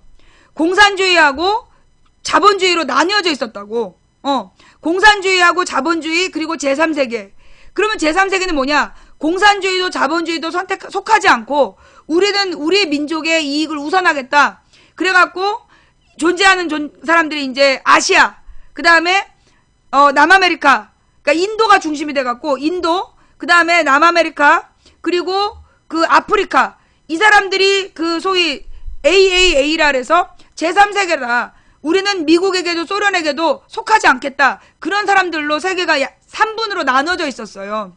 근데 그 89년도에 소위 동서독이 통일하고 89년부터 90년도에 동서독 통일, 소비에트 연방 해체, 그 다음에 중국이 중국 공산주의 인민공화국이 아니라 그냥 중국으로 이름을 바꿔. 그래서 중화인민공화국인가로 이름을 바꿔. 그래서 그 동독, 중공, 소련이라는 공산주의가 무너지게 된 거예요. 그러면서 전 세계는 자본주의로 통일을 하게 된 거야. 자본주의로 통일하게 됐어. 그럼 그 전까지는 소위 이제 노동운동이나 사회운동을 하는 사람들이 그 자본주의의 문제점이 뭔가, 이걸 공부를 하니까 왜 우리가 착취당하나, 이걸 공부하다가 보니까, 야, 마르크스라는 사람이 자본론이라는 걸 썼어. 근데 그 자본론이라는 게 모든 유럽에서는 중고등학교 교재래. 프랑스 같은 나라에서는 중학교인가 고등학교에서 자본론을 다 읽어요. 읽고 토론하는 시간을 가져. 프랑스는 독일, 영국 이런 데 전부 다. 그런데 우리나라에서만 자본론을 읽으면 빨갱이였던 거야. 근데 이 자본론이라는 게 뭐였냐면 마르크스가 쓴 책인데, 그 자본론이라는 게 뭐냐? 자본주의가 계속해서 성장한 다음에 이윤을 계속 추구하기 위해서 최소 비용을 자꾸만 줄여가면서 노동자의 임금을 계속 착취하고 있다. 근데 이게 오래되면 결국 노동자들이 몰락하게 되고, 그러면 몰락하는 속에서 분노한 노동 대중이 들고 일어나서 이 자본주의를 공격하게 될 것이다. 라는 경고. 그게 이제 소위 자본론의 핵심이다. 이런 내용들을 이 노동운동가들이 공부를 했던 거야. 그러면 그거는 마르크스 레닌주의를 가지고 우리 한국 사회를 비판적으로 바라보는 이론이었던 거예요. 자, 그럼 마르크스 레닌주의를 공부하면 빨갱이냐? 전 세계에서 공부했다니까. 미국에서도 마르크스 레닌주의를 공부해요. 심지어 미국에서는 북한학도 있어. 북한학도 있었어. 그 당시 이미 89년 이전에 미국에서 이 북한을 연구하고, 북한의 김일성에 대해서 연구하고, 그리고 전 유럽의 학생들이 자본론을 중고등학교 때 공부하고, 우리는 대학교에 가서 그걸 읽을 수 있었던 거야. 고등학교 때까지 안 가르쳐주기 때문에 대학교 가서야 몰래 그걸 봤었던 거예요. 근데 그걸 알아야 비판도 하는 거지. 근데 나 같은 경우에는 미국이 공산당은 아니죠. 다만 근데 여러분 진짜 미국은요, 이 서구 열강 중에서 가장 그 반공의식이 투철했어요. 그 메카시즘 이후로, 존 메카신가 그놈 이후로 미국에서는 그 소위 사상에 대한 검열이 굉장히 심한 나라야. 우리가 생각하는 것보다. 미국은 반공정신이 투철한 나라야. 그래서 미국은 공산당이 없어. 난 그렇게 알고 있어요. 그러니까 뭐라나, 선진국들 중에서 공산당이 없는 나라는 미국밖에 없다라고 알았어. 우리나라하고 미국. 왜냐하면 일본에도 공산당이 있었고요. 유럽에도 공산당이 다 있었어요. 왜냐하면 공산당이라는 당이 그냥 공산주의를 표방하는 하나의 정당인데 그 정당도 인정해 주는 거야. 대신 투표를 안 하는 거야. 투표를 안 해주는 거야. 그러니까 공산당은 다 있어. 그런데 표를 못 얻는 거야. 그런데 미국은 공산당이 없었어. 내가 알고 있기로는. 그죠? 미국은 공산당을 허용하지 않았어. 그래서 미국은 공산당이 없고 다른 유럽이나 일본에도 공산당이 있었어. 그러다가 그러면 공산당이 있는 나라와 없는 나라의 차이가 뭐냐? 있어도 표를 못 얻은 거야. 공산당이라는 나라가 있어도 공산당이라는 당이 있어도 유럽에서 득표를 많이 하지 못했어. 그런데 그쪽에서는 그런 당들이 있었다가 요즘에 치프라스라든가 그 다음에 이번에 캐나다 총리 치프라스라든가 캐나다 총리라든가 지금 젊고 개혁적인 애들이 나오잖아. 걔네들이 그 공산당이 존재하는 사회 속에서 공산당의 이론을 공부했던 사람들의 영향을 받은 사람들이야. 나는 그렇게 알고 있어요. 그러니까 그 치프라스도 공산주의를 전부 다 인정하는 이 유럽 분위기 속에서 인정한다는 건 뭐냐? 공산주의가 그런 게 있어. 그냥 하나의 이념이야. 민족주의, 자유주의, 뭐 무슨 주의처럼 그냥 뭐 기독교 뭐 그런 것처럼 그냥 하나의 공산주의 철학이 있는 거야. 그런데 나는 동의하지 않아. 그랬던 거예요. 공산당이 다 있지만 표를 못 얻어갖고 집권하지 못했던 거야. 근데 미국은 그 존 메카시의 그 광풍 이후에 사상 통제를 했어요. 그래서 미국은 공산당이 존재할 수가 없어. 그리고 이 CIA나 이쪽에서도 만약에 그 도서관에서 공산주의와 관계된 책을 보는 사람들은 전부 다 검열하고 그랬었던 걸로 알아. 비밀리에. 비밀리에 검열하고 그랬던 걸로 알고 있어요. 그래서 공산당이 존재하지 않는 서구 열강이 미국밖에 없다라는 얘기를 내가 옛날에 들었는데 그게 아주 오래된 얘기라 지금은 어떤지 모르겠어. 지금 미국에 공산당이 있는지 모르겠는데 그래서 이런 말이 있는 거야. 공산주의를 공산당이 있는 나라가 진정한 민주주의 국가다.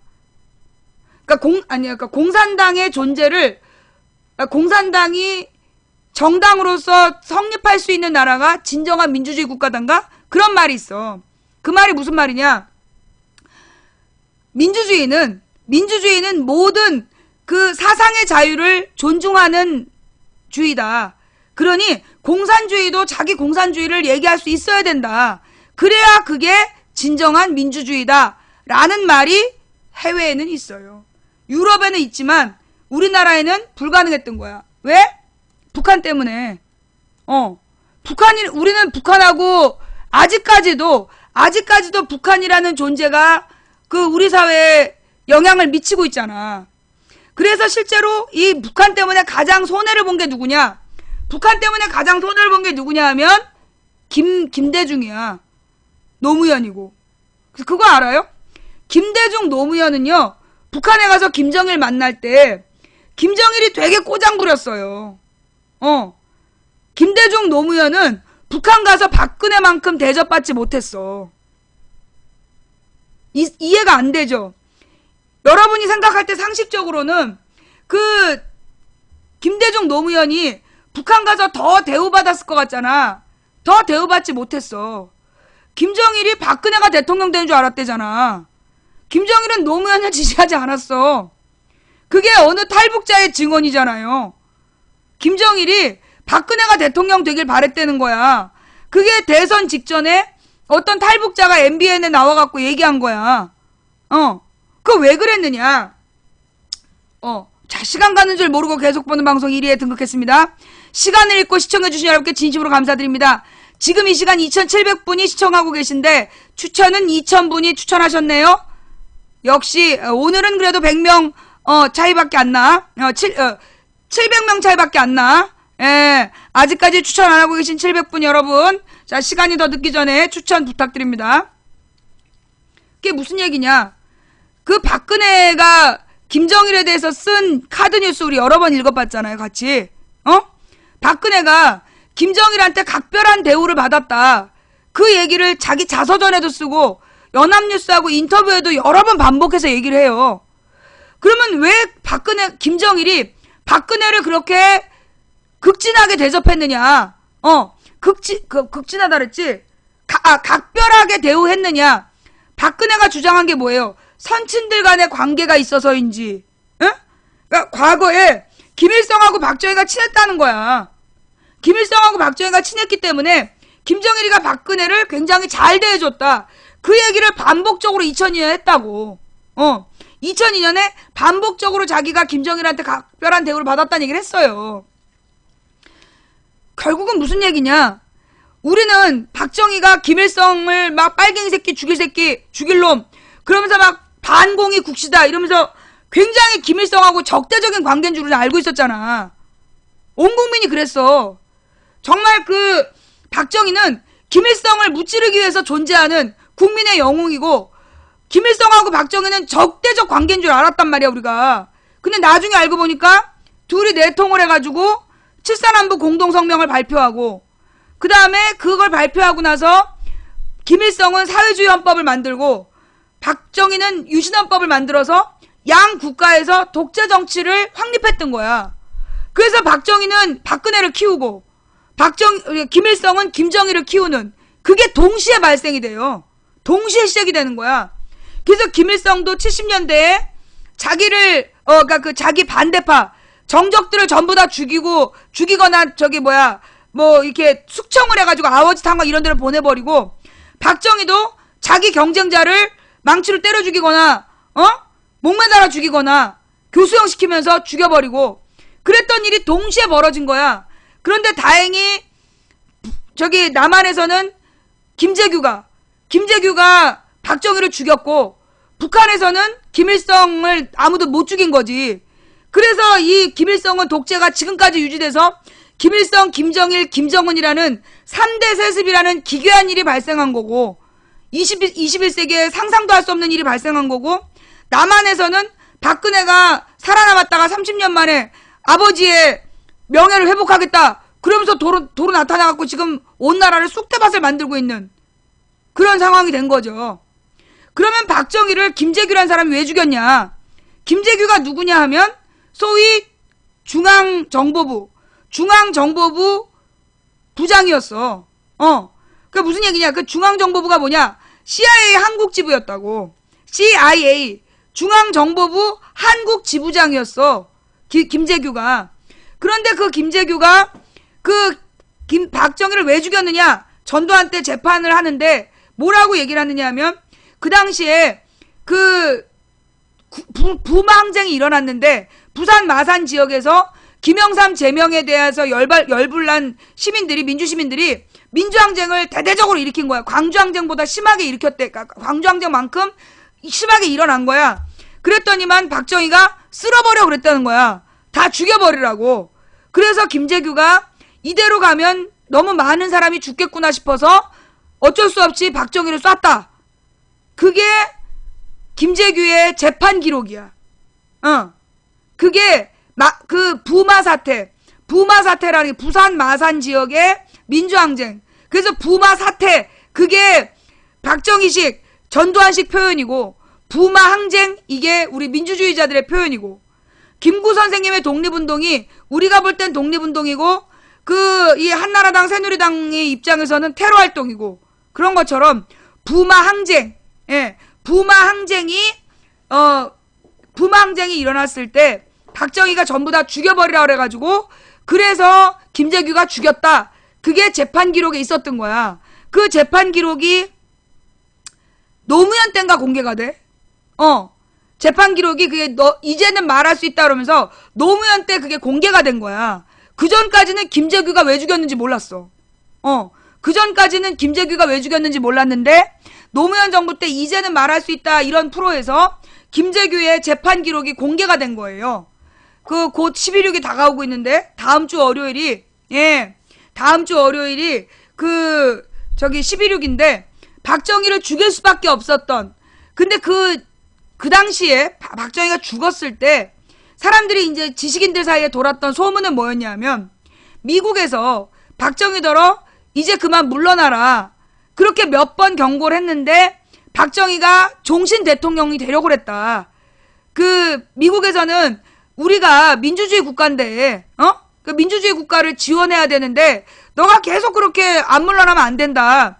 18년 했으니까 오래 한 거다. 이제 그만 물러나라. 16년인가 됐을 때 물러나라고 했는데 그 말을 듣지 않았고 그래서 CIA가 죽였다.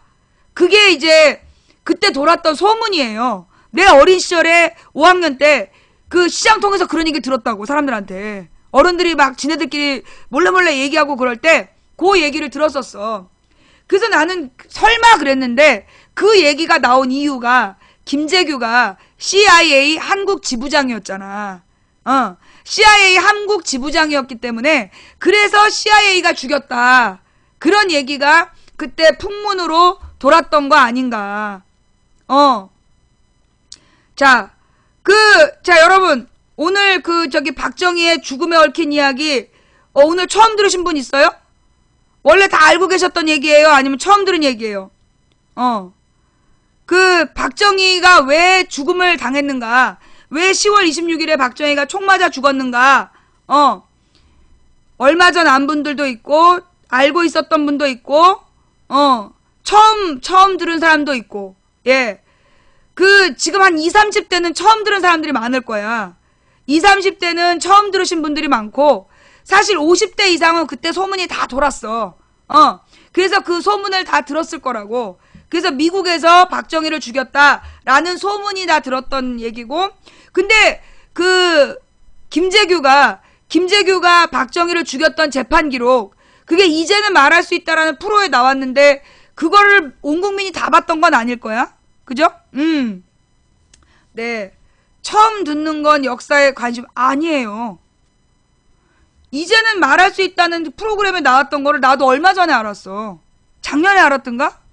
이제는 말할 수 있다라는 프로에서 김재규가 박정희를 왜 죽였는지 그 재판 기록 공개한 거는요. 작년인가 재작년 페이스북에서 봤어요. 예. 김재규 재판 기록 얘기는요. 솔직히 그때 노무현 대통령 때 나왔는데 별로 신경을 안 썼지. 그게 막 대대적인 인기를 끌지 않았기 때문에 모르는 사람들이 더 많았어요. 김재규 재판 기록 얘기는. 이제는 말할 수 있다 프로 매니아라서 잘 아셨군요.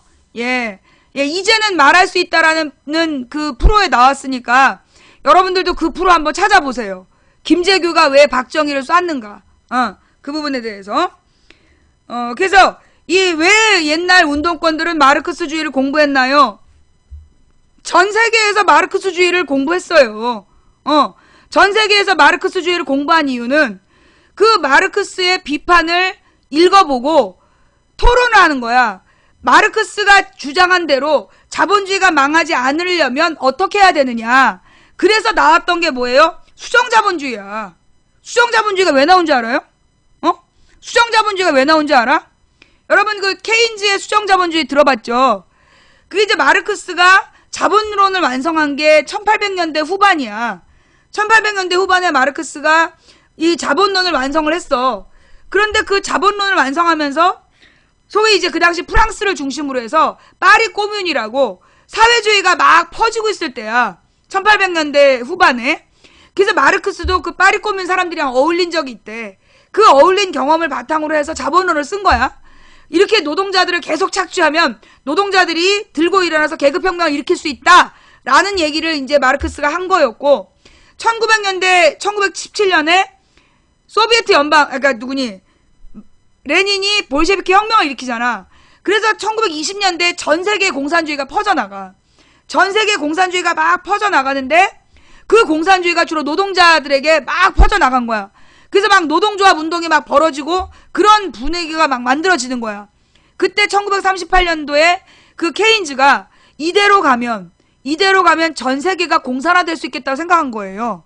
그래서 수정자본주의를 내놓게 된 거야. 그 전에 막스 베버라는 사회학자가 천민자본주의에 대해서 천민자본주의를 비판하는 책을 냈어. 그게 자본주의와 프로테스탄티즘이라는 책이었는데, 그게 뭐였냐면 1800년대 후반에 막스 베버가 쓴 책으로 최소 비용으로 최대 이윤을 추구하는 지금의 이 자본주의의 이윤 추구 방식은 천민 자본주의다. 천박한 자본주의다. 이것은 자본주의를 몰락시킬 수 있다라는 경고. 그게 그러면서 옛날에 그래서 프로테스탄티즘이라는 게 나오는 거야. 과거에 자본주의가 만들어졌던 이유는 소위 프로테스탄티즘을 근거로 했다. 즉 예수를 믿는 개신교 신자들이 개척 개신교 운동의 한 부분으로서 자본주의를 만들어 했던 거다. 그래서 10%는 교회에 내고 10%는 자기가 쓰고 나머지 80%를 사회에 환원하는 재투자를 했던 거야. 여러분 보너스의 개념이 뭔지 알아요? 보너스라는 게 우리나라 옛날에 다 있었어. 명절 보너스. 그럼 이 보너스라는 게 우리나라만 있었냐? 아니에요. 전 세계에 다 있어요. 전 세계에 보너스가 있어. 그러면 그 보너스가 생긴 이유가 뭐냐? 보너스가 생긴 이유가 자 원래 100명의 노동자가 일을 했어. 그래서 이 사장님이 생각할 때 1년 동안 우리가 100만 원을 벌면 많이 버는 거야. 이윤이 100만 원이 남으면 우리가 많이 번 거라고 생각했어. 그런데 이윤이 150만 원이 나온 거야. 그러면 100만 원으로 생각하고 지출했는데 50만 원이 더 들어온 거잖아. 그러면 그 50만 원에 대해서 나눠준 거. 그게 보너스의 기원이에요. 보너스가 생긴 이유가 그거야. 다른 나라에서 뭐 인센티브라고 부르고 뭐 고급 용어로 성과급이라고 부르는데 그게 무슨 얘기냐? 원래 프로테스탄티즘에 기원한 자본주의는 그런 거라는 거야. 이윤이 생기면 원래 노동자들에게 약속한 임금에다가 더 더해주는 거.